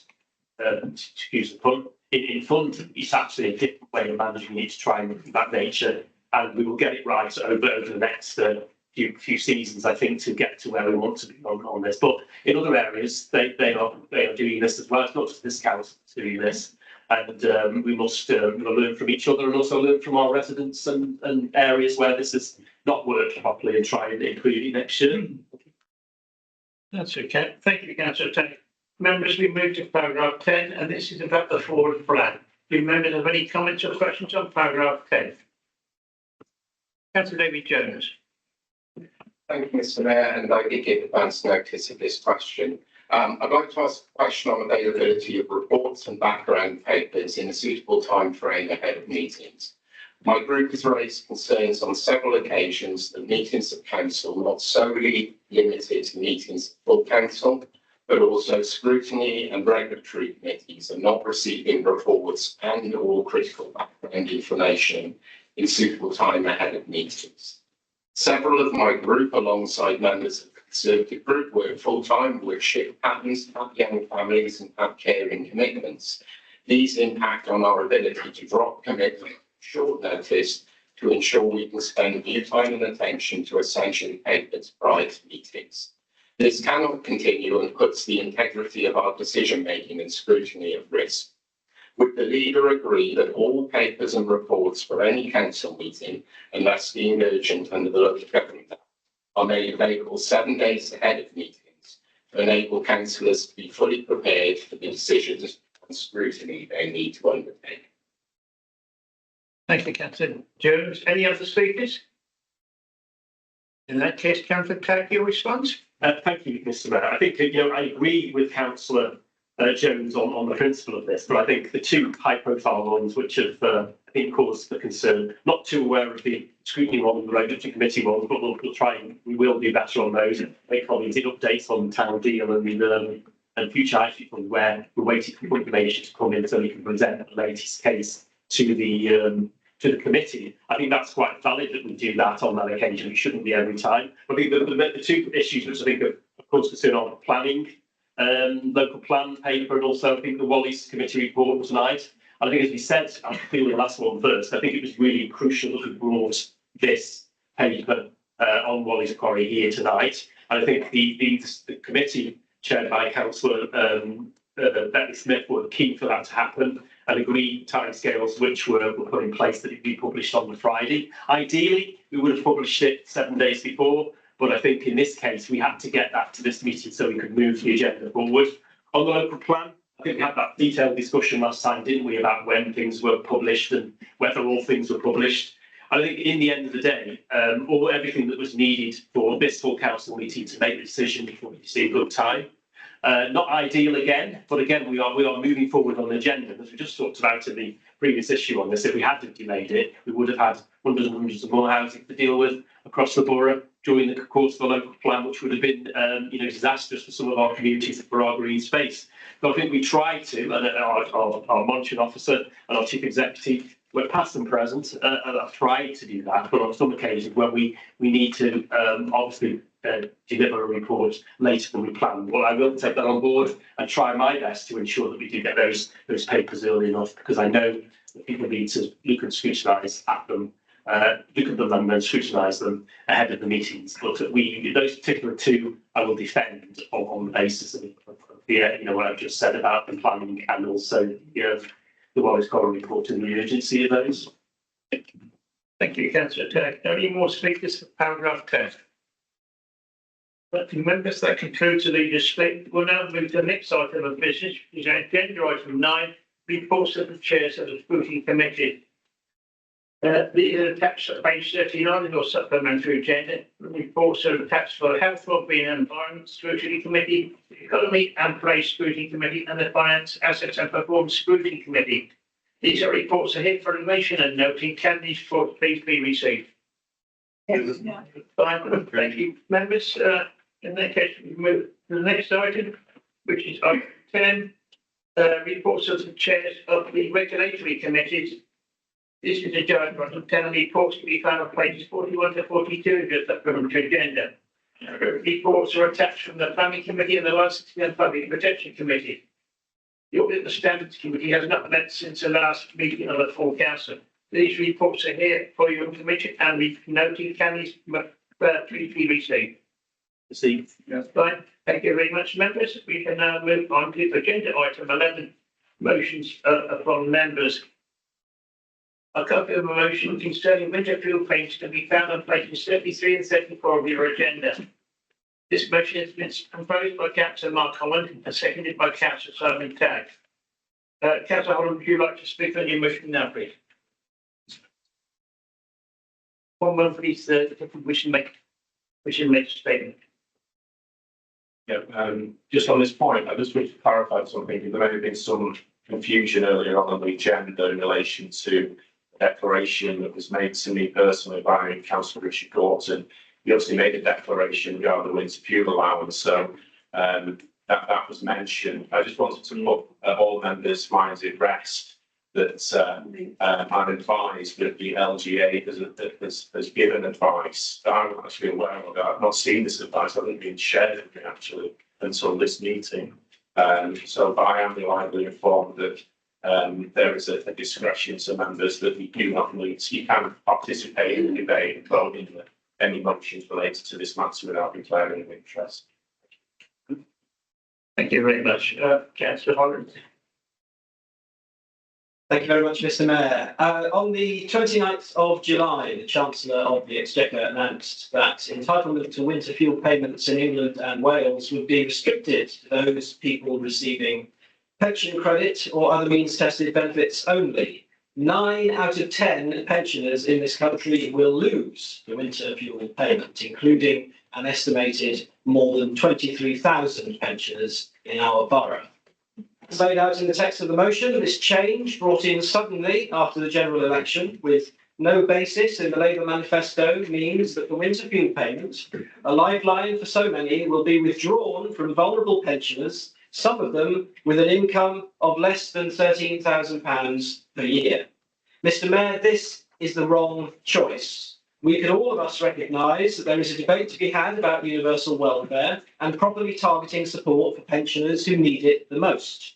But there has been no debate and there is no nuance here, only a cliff edge and a savage cut in support applying to 9 in 10 pensioners, some of them with an income of less than £13,000 a year. So hasty is the government's rush to introduce these cuts that it has bypassed the independent scrutiny of the Social Security Advisory Committee. So urgent is the necessity baseline for these cuts. No impact assessment was made in advance. Labour ministers have plunged ahead with this measure in their first days in office without any authoritative consideration of the impact it will have on vulnerable groups. It is almost as if they do not want to know. On the 13th of September, 3 days after members of Parliament were given a chance to debate and to vote on this change, the DWP was compelled by a Freedom of Information request to release an equality analysis completed in July. It revealed the cuts will hit more women than men and that 71% of pensioners with a disability will lose their entitlement, with the DWP admitting it does not even itself know how many disabled pensioners receive them. In its haste to pull this support from pensioners, the government tells us that it is to save money, to fill its budgetary black hole.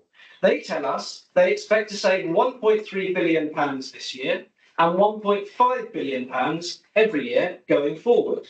But many of us here in this chamber cannot accept that the budget should be balanced on the backs of vulnerable pensioners. In the same speech that she announced cuts for vulnerable older people, the Chancellor announced that the cost of settling public sector pay disputes this year will hit £9 billion. 14% for train drivers earning an average of £60,000 per year with no strings attached. 22% for junior doctors, people who have unparalleled job security and a lifetime earning potential hugely above average. The public, Mr. Mayor, are not stupid. They can see £9 billion going out the door to Labour's favoured sons and daughters in unionised public service roles, while £1.3 billion is taken this winter from pensioners. It is simply the wrong choice. Worst of all, the government's own actions mean that this hasty, unrefined means testing will not even realise the savings that they claim. Faced with public backlash against their plans, ministers have been forced to commit to subscribing 800,000 pensioners who are entitled to pension credit but do not currently claim it before Christmas. The cost of this has been estimated at between 2.2 billion and 3.8 billion pounds, and even that would still not help tens of thousands across the country who fall just above the income threshold, who will be hundreds of pounds worse off this winter. Mr. Mayor, this debate may become quite heated, it may become quite political. Many of our residents care very deeply about this issue. Can I draw members' attention, however, to the wording of the resolutions, which focus on what we can do as a borough council and as members. The motion is moderate in its wording and practical, and I hope that regardless of the content and the tone of the debate tonight, all members will feel able to vote for the motion. Thank you. Thank you, Councillor Holland. Councillor Simon, would you like to second the motion? Thank you, Mr. Mayor. Yes, I'm pleased to second the motion to oppose the government's change to winter fuel payments to pensioners. This motion obviously highlights the effect on thousands of borough residents by this cut, and the recent decision by the Chancellor Rachel Reeves to withdraw the winter fuel payments will have an impact of over 26,000 pensioners in Newcastle, and also we know from figures that over 2 million pensioners would face obviously the cut of the winter fuel allowance. Now, nobody can tell me that they're all millionaires. As council, I've heard some Labour MPs actually state that this is just a millionaires will not get this, and I've seen that on television, on Sky News, so it must be true. But I think as Councillor Mark Holland has said, you know, this is going to affect those really on the lower incomes, or people that miss out by just one penny from getting a pensions credit, and they will find themselves struggling to afford basic necessities like heating during cold winter months, and we have a very cold winter this year, they will suffer even more. It's a lifeline for some pensioners who don't qualify for the pensions credit, and of course we have the duty as local representatives to voice their concerns, and of course I'm sure every member of the council has spoken to residents who are affected by this, and they want to know where this has come from. It wasn't in any of the manifesto of the Labour Party. I attended 3 hustings here in Newcastle during the election campaign, and I don't remember the Labour candidate, now Labour MP, ever raising this up or trying to defend after you didn't put it forward as a proposal. And I think it's a moral one, isn't it, this then? Because I think we need to stand up as a borough council for those thousands of pensioners who have seen this ill thought out change policy come on them without any warning and without any consultation. You know, with that cliff edge, as Councillor Hallam talked about. So it's deeply disappointing that our local MPs didn't take a stand when they had the opportunity in Parliament and vote against this. And they had the opportunity to show leadership and fight against this unfair cut, but chose not to act. Our community does deserve better in that respect, and we must hold our representatives accountable and demand that they advocate the needs of our constituents. And of course, our motion does call for that, that we do write to our 3 local MPs and ask them to change their stance on this. And the motion calls for, as Councillor Holland said, leading the local efforts to raise awareness of pensions credit. This council was already using social media to promote the pensions credit. There are posters in the library here. There are posters in other buildings, the Guildhall, for example, directing people to where to get, how to get into the system to apply for pensions credit. But of course, we do know that is a long and complex process of application forms, which a lot of people do give up. without getting through to the end. But that shows how this cut is so like devastating to those people, because they will be at the sharp end and will not receive the money which could seriously help them in this oncoming winter. And we're also asking members, and I've already done this, to sign up to the Age UK's Save the Winter Fuel Payments for Struggling Pensioners petition. We link that in our petition, so hopefully all members can sign up to that, and also spread that within their community. So in conclusion, we're standing up, and we should all unite tonight, wherever political persuasion, to protect those pensioners in most need by this. And I think we need to pass this motion tonight. All members support it, and the actions of writing to the government and also to our members of parliament, and also reinforcing those efforts which we're doing, and also reinforcing the partners, the efforts to advertise the pensions credits as well, so that those pensioners that do deserve to have pension credit get it, and they will then get their winter fuel allowance as well. Get that. So really pleased to second this and open up for debate. Thank you. Thank you, Councillor Tagg. Members, if you wish to speak on this matter, could you please raise your hands and indicate the vote?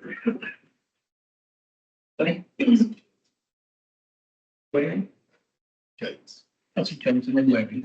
Councillor Jones, you wish to speak first? Thank you, Mr. Mayor. My group will be supporting this motion tonight. This motion reflects many aspects of model motions presented by charities such as Age UK, and indeed my own trade union Unite. Many of us have or are dealing with casework from pensioners in our wards who are not currently claiming the range of benefits they're entitled. This motion commits council to leading efforts to raise awareness of pension credit, though I would also include raising awareness of disabled living allowance, carers allowance and mobility allowance, as I found whilst in applications for pension credit that several residents have also been eligible for these benefits. I note in the announcement of this policy that the Treasury would be writing to local authorities, requesting data on those who may be eligible for pension credit, so the DWP could ensure that those residents are claiming their pension credit that they are entitled to. I would presume the council has passed on this information and look forward to further updates on this, alongside updates on the success of the awareness campaign at the next council meeting. I also note that our new local MPs have undertaken their own campaign of raising awareness of additional benefits available to pensioners, including several focus surgeries to assist pensioners with applications. It's not my place to justify the difficult decisions our government or MPs need to make. Similarly, I would not expect them to try and justify the difficult decisions we need to make in local government. What I will say is that my group supports this motion, and given that it's clearly likely to be backed unanimously, that the mover and seconder have given a detailed and extensive coverage of this content, I move that we move to the vote. Thank you, Councillor Jones. Councillor Waring. Thank you, Mr. Mayor. I just move a. You can't stop us from speaking. Constitutionally, you can vote that. Read the constitution. Point of order, I think our officer can give us advice on motions moved without notice, which is, I think, what the member who spoke previously has done. Yeah, there's quite a few people speaking at once there, so it's quite difficult to work out exactly what's going on. So, in terms of notice, if on this occasion, notice would be required to be given, it's my understanding. Sorry, I regret to inform the monitoring officer that under the Constitution, we're entitled to move certain motions without notice. One of those is to move with a vote, which is a motion I propose. I assume that you were going to ask if anybody was going to second that motion. Yes. Is anyone there? I'll second it. Councillor, if you have a second to the motion, if you have a second to your motion, and the Mr. Mayor is willing to accept it, then stop it. Yes, okay. I'll second that. Speak on the motion. Speak on the motion. Yeah. Yeah. Sorry, apologies. Sorry, Councillor, thank you. Yes, I mean, it's quite ironic, isn't it, that it's usually, we get accused of doing these curtailment motions, so I think what we said. Monitoring order on a point of order under the Constitution, it says that motions moved without notice will not be put to debate. Well, the way the These game's have coming been up at the end. proposed and seconded. Yeah. Okay, We don't have to speaking at all. There's been no point of order raised, I see. I just raised it as a point of order. Well, you've not read our constitution. Constitution. The leader can sum up at the end. Should I carry on? Not for a motion. Oh, this is The mayor. We can talk about it, we can have a first. Well, having taken advice from our legal officer, I think it's only right that members here are entitled to speak and wish to speak, so I should not accept the motion, just vote on the motion. We will not be continuing this debate because we're speaking on behalf of our residents. I think Councillor Jones said in his initial comments that he'd been approached by residents. He's managed to speak about it. There are other members who put their hands up, should be entitled to raise. So I think we should move to do the vote. And I will certainly be opposing the details of this debate. Thank you. I'm also advised that we should also have this motion put in writing, which we have not yet had. So at the moment, on legal advice, we must continue to let members speak. Councillor Waring, I think you were the next one. Thank you, Mr. Mayor. In our ward of Newcastle and Marcop, more than 92% of those eligible for state pension will no longer receive the winter fuel payment. It will create hardship for many of our residents, some of whom may be caught in poverty traps.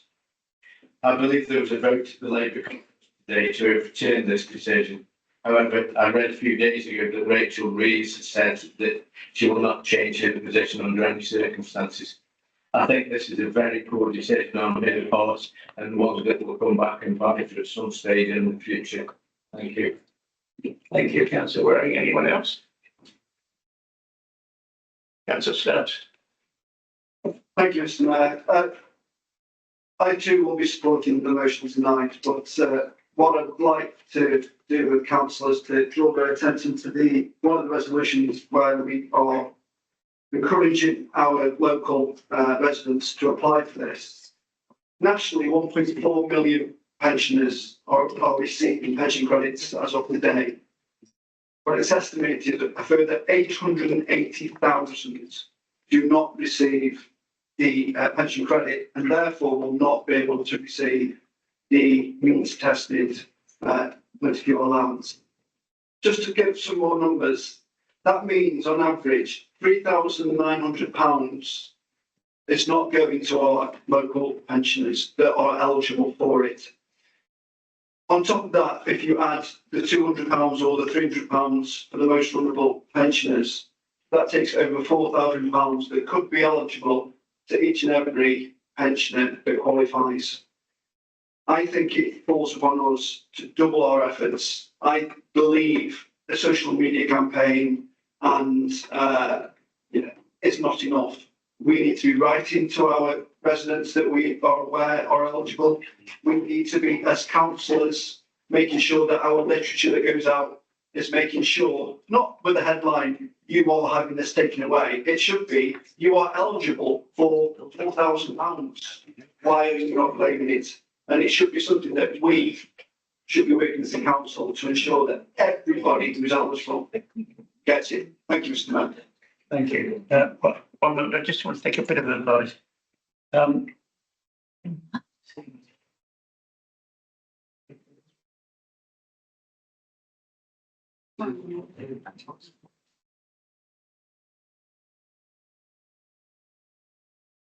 Next up. Councillor Northcott, I believe you're next speaker. Here you go. This one. Thank you, Mr. Mayor. We'll get there in the end. Yes, I just want to say a little bit for the rural division that I represent, both the county and the ward level. This is a decision by the government that has been thought through properly. It'll affect not just only the rural area, but areas in Newcastle and Staffordshire there's been identified in areas of poor deprivation. This will have a severe impact on the wider determinants of health, Mr. Chairman. The effects that this payment denial will have on the people that are the most vulnerable, particularly in the rural areas where they're living in houses that aren't probably the most energy efficient, and there's cases where the cash poor but asset rich. This will affect their health because they will be afraid to put on the heating in very drafty conditions in some of the premises that are in rural areas. And to just block this and deny a whole portion of the population that they can't receive this without going through the rigmarole of means testing, which is an experience in themselves. And if they've seen the form that they have to complete, it's an absolute nightmare to complete one of these forms. It's traumatic for people to do this anyway, not alone come forward and admit that they can't pay some things and that to be means tested for something that's suddenly been forced upon them at this time of year when we're entering the winter period. So I will be supporting this motion 100%, Mr. Chairman, because of the vulnerabilities, particularly in the rural areas, Madeley, Bethley, Loggerheads, Whitmore, Mare, I could go on and on. So that's my part for it, Mr. Chairman. Thank you for your indulgence. Thank you, Councillor North. Any other speakers? Councillor Barker. I must say something on this. I have had a lot of earache in my community that the workers have been thrown behind yet again. If you go to work and you've worked and paid in the system, you cannot claim pension credit. So you're penalised for doing everything right. And I've already had earache and I haven't even been into my shop yet. So it's not always about people who are entitled to pension credit. It's about people who've worked all their lives and paid into everything. And now, when they need it, they can't get it. Thank you. Thank you, Councillor Barker. And it's going to Councillor Burnett Faulkner. Thank you, Mr. Mayor. I'm just looking at this list, ward breakdown for winter fuels. And I noted on it that Kidsgrave and Ravenscliffe, my ward, has got the second highest number of pensioners who are going to lose their winter fuel. And the third highest number is Butlin and Torf. And I'm just wondering if Mr. Stubbs is going to write every one of his constituents at 1,922 to let them know that they can claim other benefits. Rather fully front, Councillor. Thank you. Thank you. On the next one, Councillor here. Yeah. Thank you very much, Mr. Mayor. I can understand why the Labour group are embarrassed about what their national government has done, and in a way I can understand the tactic that was used here. It almost mirrors the Prime Minister, doesn't it, who managed to arrange that the vital debate be held when he was half the planet away. Shows how much he cares about pensioners. But as has been pointed out now, more than once, this actually affects over 23,000 people in this borough. Many people are concerned, and therefore it is only right that we as local representatives voice those concerns and voice those concerns thoroughly. It is said, isn't it, that one of the marks of a great statesman is that they unite the country behind them.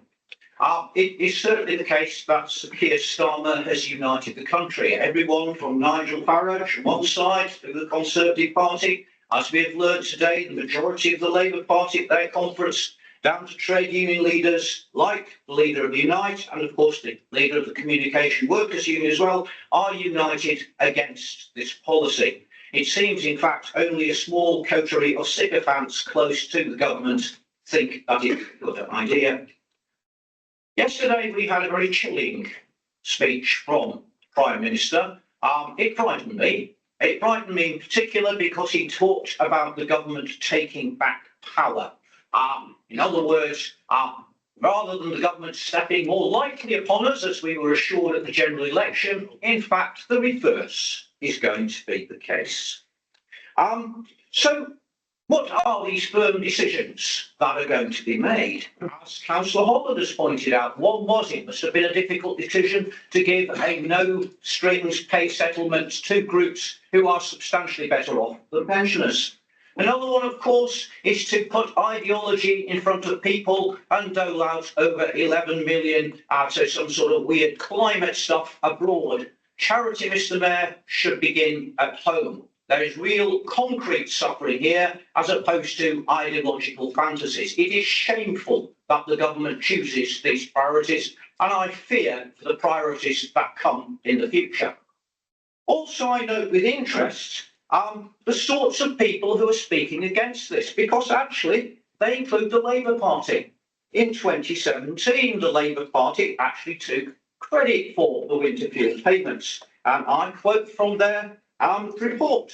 Since the introduction of the winter fuel payment by Labour in 1997, allowing for significant variation in winter deaths amongst the elderly have fallen. Half of almost the 10,000 decrease in the so-called excess winter deaths between 2000 and 2012 was due to the introduction of the winter fuel allowance. I wonder why we can be so casual with the deaths of the elderly now. Now, of course, Mr. Mayor, you might say, well, that's election stuff and the Labour Party are just bigging themselves up. After all, we all know that socialism's relationship with truth is a rather loose one. However, what we might say, I'm glad you laugh. I wish it was funny. Actually, it is literally deadly serious. Literally deadly serious. So let's have a look at some other places. How about University College London and the Institute of Health Equity, who suggests that some 10% of excess winter deaths are directly due to fuel poverty, and that 21.5% are attributable to cold homes. So that seems an interesting thing. The World Health Organization, by the way, would pitch that at 30%, although that's fairly old information, but nonetheless it points to the seriousness of the situation. A group called the End Fuel Poverty Coalition, 53 groups, wrote to the Chancellor, pointing out, and I quote again, the winter fuel payments to pensioners has been a settled part of support to help older people stay warm each winter for years. The decision to remove the payment to all but a small minority of pensioners will see millions more older people face the prospect of spending this winter in cold, damp homes. This has the potential to create a public health emergency.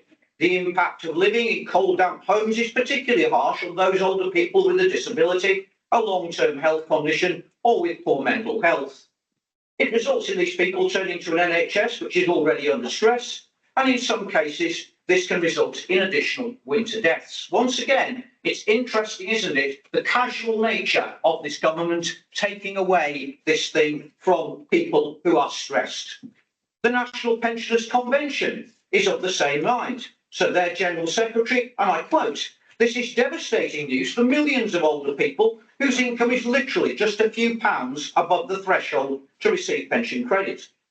These people are already barely able to make ends meet. This move effectively wipes out any benefit they receive from the triple lock increase on the state pension. I seriously believe the Chancellor has underestimated the harm her decision will cause to older people still struggling with energy costs and facing higher rates in October. It's absolutely shocking that the new Labour government should treat older, vulnerable people in this manner. And of course, she is absolutely right in that assessment." Now, it isn't the case, of course, that all members of the Labour Party are so casual or think that this is a laughing matter. We note, for example, that Rachel Maskell is very, very upset about this. And her quotation for you is, "I've been sickened by the revelation of donations. It grates against the values of the Labour Party, created to fight for the needs of others, not for self. Meanwhile, pensioners are having their winter fuel payments taken, risking going cold. I trust conference votes to change this. Of course, the Labour Party conference, the majority of the Labour Party, did vote to do precisely that. However, their government, bold and decisive taking power, has chosen to ignore them. It's also curious, isn't it, that you would have thought that our own MP might have been among the numbers of those protesting, like Mrs Maskell. But after all, I have a tweet here, it looks genuine. Okay, ladies and gentlemen, we are back online at last. Go to the apologise to me. Please carry on. 20 minutes now. Thank you, Mr Mayor. I could just start to say, I think tonight, especially with voice quarry, we've seen party cooperation across there. Beginning of the night, obviously, we've had the lead and so on, and obviously Councillor Jones and obviously Councillor Stoke also putting things forward that we put our residents first. Moving forward, that's what we all need to do. So Councillor Walker, obviously, Councillor Chesterton, and I think when it comes down to it, that's what we need to do. That's what we've done as a group together and discussed, and that's why I actually Councillor Jones put the motion forward that we will support, because our residents do come first. That should come first and foremost all the time. And tonight, I think sometimes the bit of showcasing has gone on ourselves. That's all. Thank you. Thank you, Councillor. Sorry, Councillor Adcock. Yeah, Councillor Adcock, followed by Councillor Fox-Hewitt. Thank you, Mr Mayor. Yeah, I fully support this motion. Looking at the figures in my ward in Silverdale, there's 879 pensioners will be losing the winter fuel payments, which is nearly 90% of pensioners in this ward. And Silverdale is not an affluent area by any stretch of the imagination. It's unfortunately a very deprived area. A lot of these pensioners live in houses that are very old. I'm thinking of places like the Parkside Estate. These houses are often old concrete prefabs. They're not very well insulated, and people will struggle this winter because of this decision. And it's not only that they're losing winter fuel payments, it's also the fact that in last few years, the government has provided cost of living payments over the winter to support these pensioners, given how much the price of energy has risen since the Ukraine war. And that has also now been withdrawn. So we have to consider that for many pensioners with fuel prices rising again this winter, this will be a massive hit for them. And in places in our borough, which are very deprived, pensioners will feel rightly very betrayed by this. So I 100% support this motion. Thank you, Councillor Adcock. Councillor Park is next. Thank you, Mr Mayor. I would like to withdraw what I was going to say because I think it's pretty much all there. I think all members are going to vote for this motion. It is a good motion. I'm really glad that we are going to vote for this motion. And I'll leave it to that. Thank you very much, Mr Mayor. Thank you, Councillor Wilden. Councillor Wilden, you want next? Thank you. Just a couple of things. I've got a preamble to my question, and one is a quote, some quotes. Pre-election, Rachel Reid said, "It's Labour who will stand up for pensions, defending the triple lock and winter fuel payment." That's a direct quote of X. Andrew Ringer said Labour will protect triple lock on state pensions, maintain winter fuel allowance and free bus passes for pensioners. And that's on X. In a letter to Dennis McLean, Keir Starmer wrote, "I'll never betray Britain's pensioners." What has happened is very quickly, and that's the worry, 348 Labour MPs voted to cut the winter fuel allowance. 50 defied Keir Starmer and abstained. I applaud those 50. If you think that they're going to make a huge saving on the winter fuel allowance, it's going to save 1.6 billion. We're sending 11.6 billion to African climate aid. We paid 100 million to train drivers' wage hikes. 10 billion went to public sector wage hikes. And GB Energy, whatever that is, 8.6 billion. What concerns me is if they've let pensioners down so quickly, what's the future going to hold? And as for getting exemption from the winter fuel payment cuts, if you want to claim exemption, it means tested, and there are, I've checked it out, 243 questions over 23 pages And not everyone is a silver surfer of that age. In fact, a lot of people, certainly in my ward, they don't know how to turn a computer on, and I would count my cancers in that category. So it's really saying go away and don't claim. And I find that appalling. Silver hair needs wisdom, not senility. And they know what Labour are trying to do. I would support this motion with my whole heart. Thank you, Councillor John Williams. Thank you, Mr Mayor. Yeah, I support the motion. Asking the government, the Labour government, which I'm part of.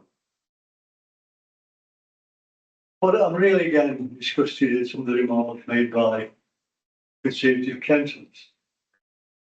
We've got very, very short memories of a Conservative government that stopped the insulation of homes, causing cold and damp housing.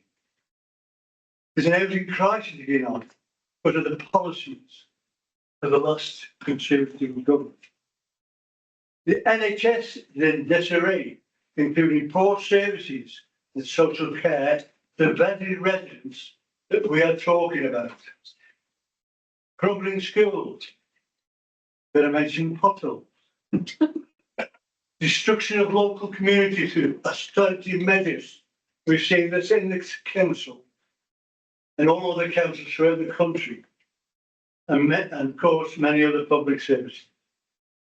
I'm afraid our Conservative members have got very, very short memories, where we said we will agree to this motion, but can't help themselves. We've got to insult whatever you call it, short of the but they forget. It's all they've got very, very short memories. No, it's just Thank you very much, Mr. Councillor Sweeney. Wow. Thank you, Mr Mayor. A couple of points. First of all, I'll take my life in my hands. I must actually disagree with Councillor Wheeldon. I don't expect the Labour members to abstain on this. I respect the one who votes against it, but abstaining is a coward's way out, so no, I don't respect them at all. I've got a little quote here. But the one thing about this stretchy business is it has really united the country. I want to quote here: the proposed cut to winter fuel allowance is regressive, unpopular, and unnecessary.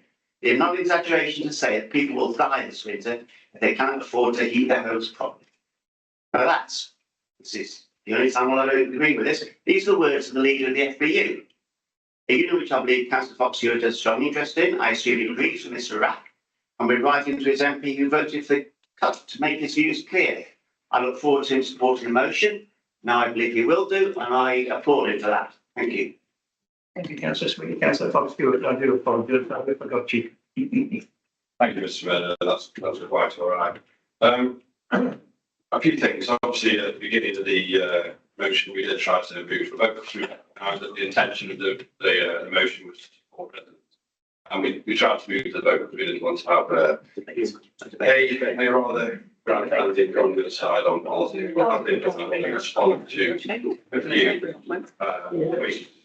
so there's been a few concerns around talk of why wasn't this in the manifesto. Well, it wasn't in the manifesto because it wasn't until coming to government that this government inherited a dire financial mismanagement. £22 billion black hole in public finances. In-year reserves spent 3 times over in the first quarter. Billions of unfunded spending cuts. A government of incompetence. Now, this government's been in power for 100 days and it is trying to fix those foundations of the economy that allow us to prosper. Some of the things that haven't been mentioned is thanks to the government commitments as an increase of £900 this year, pension minimum of £460 next year, £200 reduction in the winter price cap, meaning an overall benefit of £1,260. There's a comment about spending money on public sector worker pay rises.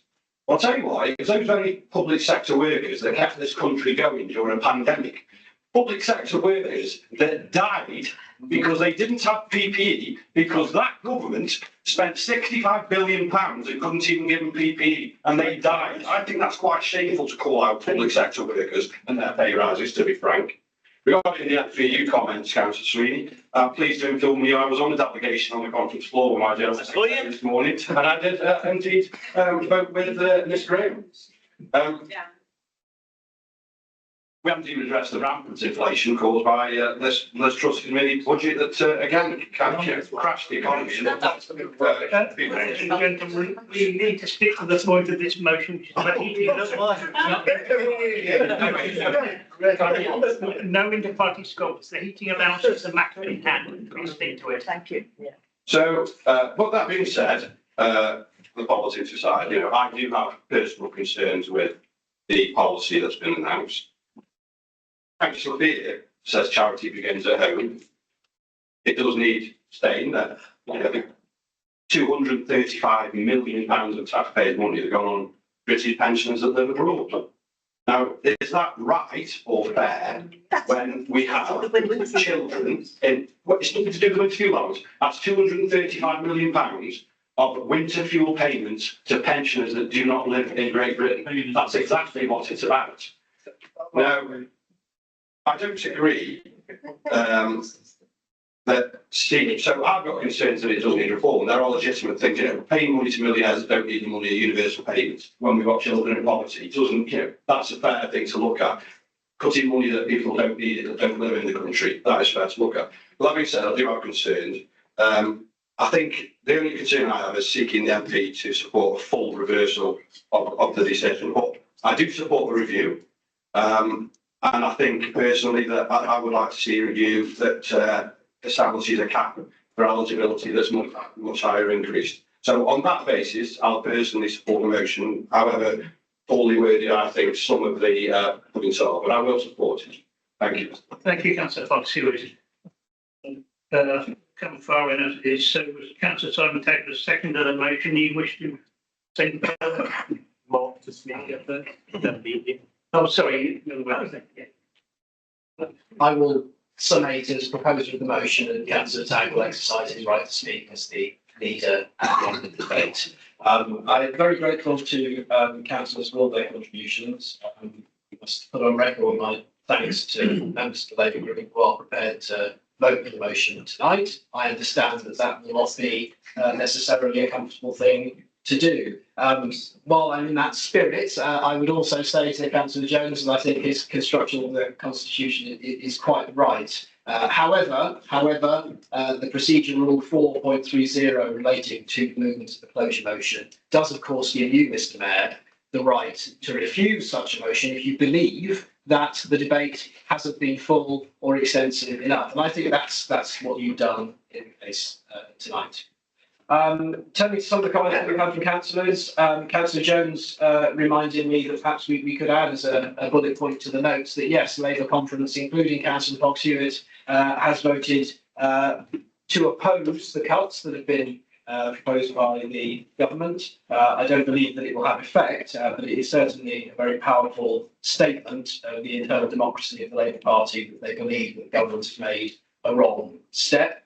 Councillor Jones is also quite right that data is requested from local authorities. We're not here debating this because we want to grandstand about national issues. We're debating this motion because as a local council, we do have things that we need to contribute. We do have a part to play.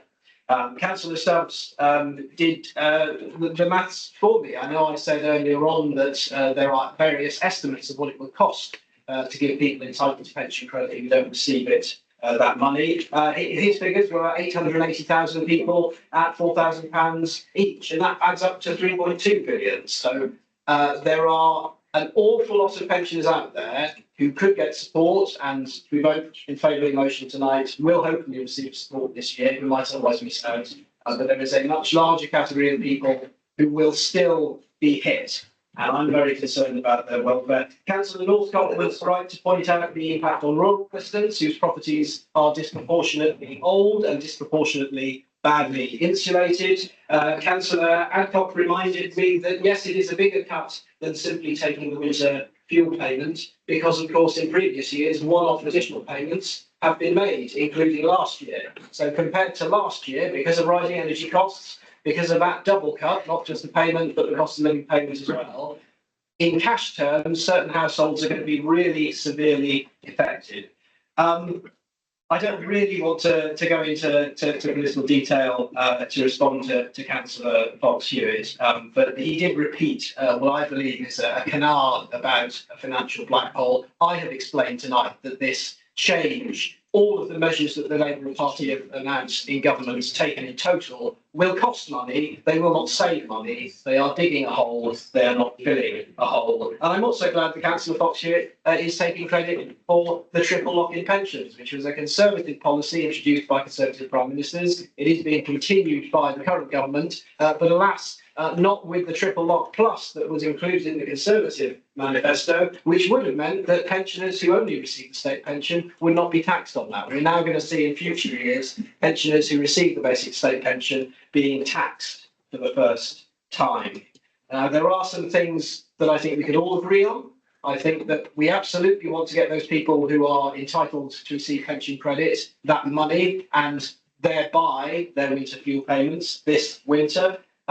There is also sensible criticism to be made, and I think that members on the Labour side have raised a couple of points that are worth exploring. One thing that's not been mentioned is that in all of the time that the winter fuel payments has existed, it has never been permanently uprated. There have been one-off petitions. Chancellors have loved to announce that to companies, but the value of the winter fuel payment hasn't gone up in cash terms, and therefore its value has been eroded over many years. And I hope that if anything comes from this sorry saga, it is that the government will commission further research into how best we support our older people, and that in the future we'll be entitled to see impact assessments, we'll be entitled to expect greater thought goes into government decision making. This is very much a very poor start for the government. We don't like to see the Prime Minister showing a steely eye and a lantern jaw to vulnerable pensioners and then rolling over and having his tummy tickled when it comes to other demands on the public purse. So for those members who've spoken, and I'm not referring to their speeches, I do thank them for their words. I think this is important, so let's get on with it. Thank you, Mr.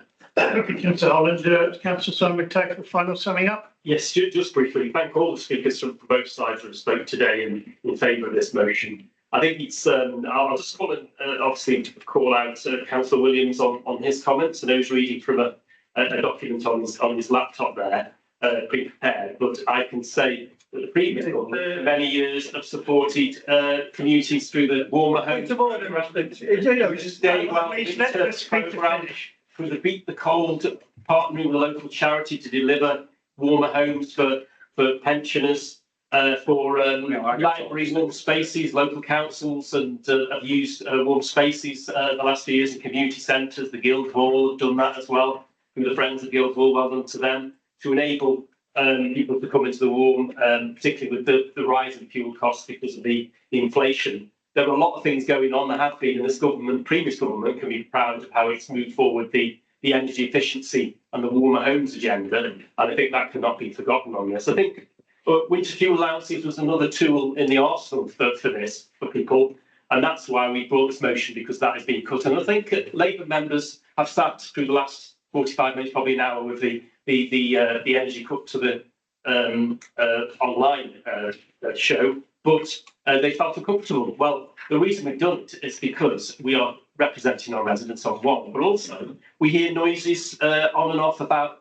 that the next victim might be the single person discount, which of course facts show in Staffordshire that goes to the lowest council tax bands and goes to the exact same people that are being denied the winter fuel allowance. That will be another hammer blow. We must stand together and united against any more attacks on the most vulnerable in our communities. That's what this motion is about. And our residents would expect that we spend an hour on this, not just all agree and push it through. I think the right thing to do is to debate it, and I'm glad we've done that tonight, Mr. Mayor. And please to second the motion and look forward to the vote. A name vote, please. There was a point of order made. Thank you. Just call for a name vote. Councillor Tuggs, very insulting what to say that I was reading from my iPad. My iPad's there.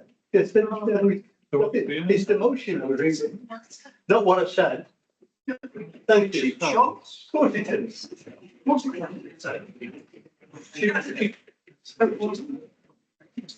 Made that point, thanks, Mr Chair. Right, we have from the leader of the council that they're proposing a name vote. As we have that number, we shall carry on and do it in that manner. Please listen to as your name is called and say either for or against.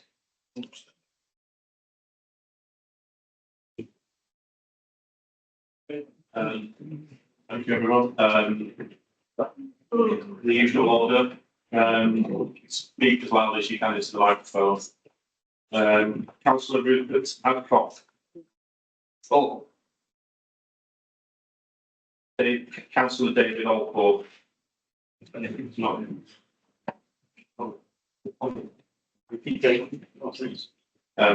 Councillor Lillian Barker. For. Councillor Susan Easton. For. Councillor Amanda Barrister. For. Two. Councillor Robert Petty Smith. 4. Councillor Jacqueline Brown. 4. Councillor Amy Bryan. 4. Councillor Jill Burnett Portland. 4. Councillor Nicholas Chris. 4. Councillor Sylvia Downing. 4. Councillor Joel. Apologies. Councillor Andy Fear. 4. Councillor Andrew Fox Hewitt. 4. Councillor Richard Norton. 4. Councillor David Robcott. 4. Councillor Jill Easton. 4. Councillor Mark Holland. 4. Councillor David Hutchinson. 4. Councillor Trevor Johnson. 4. Councillor Dave Jones. 4. Councillor Simon Jones. Not here. Councillor Randall Lawley, I've got apologies. Councillor Rebecca Lewis. I didn't have that apology recorded on my list. Yeah. Apologies for not having the apology. Councillor Robert Moss. 4. Councillor Paul Northcott. 4. Councillor Barry Phantom. 4. Councillor Andrew Parker. 4. Councillor Philip Rees. 4. Councillor Leslie Richards. 4. Thank you. Councillor Mike Stubbs. 4. Councillor Stephen Sweeney. 4. Councillor John Tagg. 4. Councillor Simon Tagg. 4. Councillor Jill Waring. 4. Councillor Paul Waring. 4. Councillor John Wheelton. 4. Councillor Whitmore. 4. Councillor Ian Wilkes.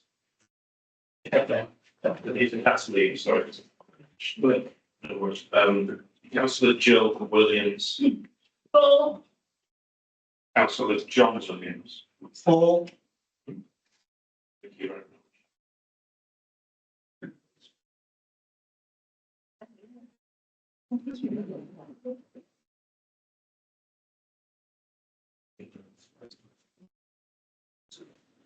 From those that put forward, the President, the vote is unanimous and therefore the motion is passed. Thank you. We now move on to item 12 on the agenda, just questions to the Mayor, Cabinet members and committee chairs. The committee found on pages 43 of the supplementary agenda and also be shown on the screen. I will ask the leader or relevant cabinet member to respond to the question as shown, after which I will ask the member to answer the question if they have the supplementary question. I remind members that if they have a supplementary question, it must be a question and not a statement. It must be concise, focused, and relate to the subject matter of the initial question and answer. The first question is from Councillor Dave Jones, regarding 5 Bolt Cottage, and is on the screen.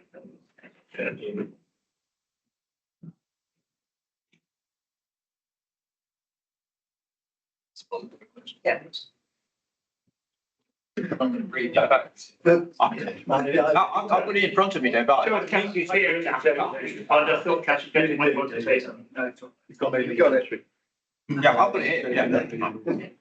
Go for it, Andy. Right, so, thank you very much for the question. I don't know if this is also on the screen. I've got a long and somewhat complicated reply, because it's a long and complicated thing. If the council would like me to do that, read it out, I'm more than happy to do so, because it is quite small, as you can see. Councillor Jones.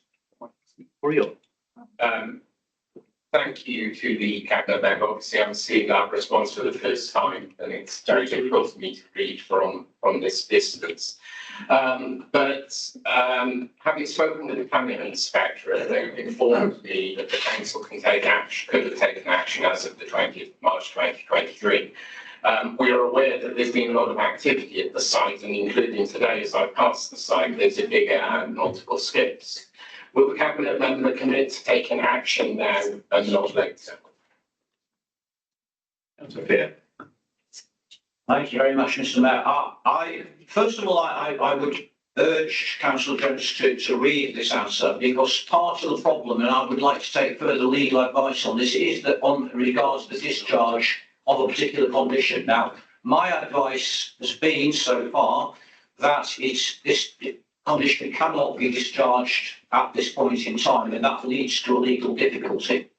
Now, I'm not a lawyer, and I've got to take advice from our lawyers about that.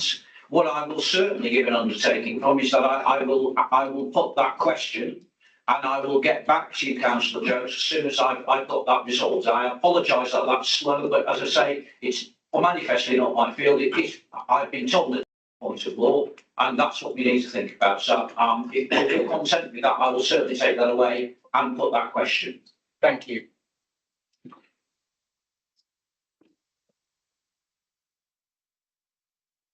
The next question is from the councillor following on HS2 high-speed rail link, and we've got it also on the screen. So councillor Fear, when you're ready, you can respond. I can indeed say the same if No, read it out. okay, if it's not on the screen, I can read it out.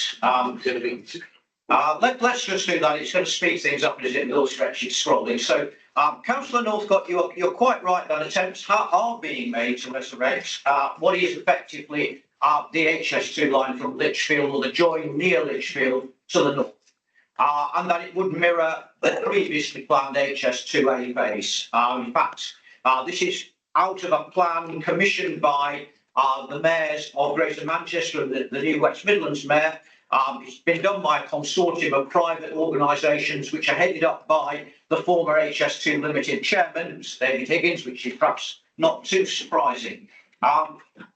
As you can see from the written answer, we feel this is not a good idea. So whilst noting the above, we have always been clear that any high-speed link from Birmingham Lichfield to North West via Newcastle would not be to the benefit of this borough, its residents, or the environment.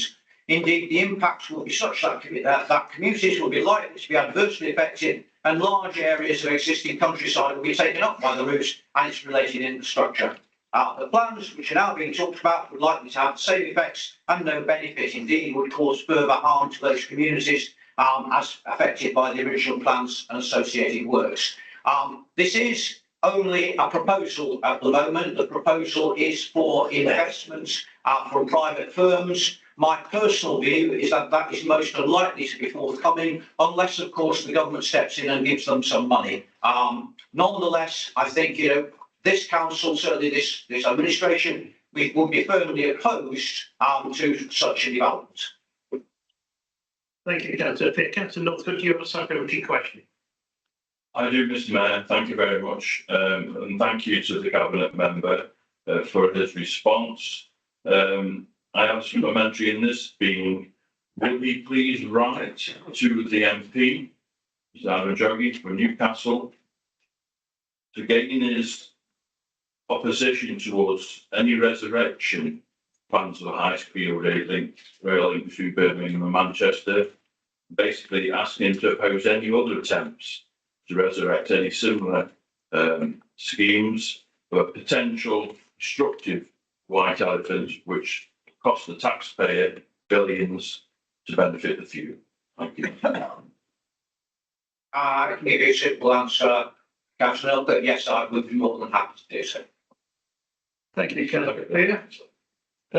As that is all we have on the questions, we'll move to agenda item 13, which is receipt of petitions. I have not been made aware of any handed in this evening. Items 14 and 15 relate to urgent and competent business. I have no urgent or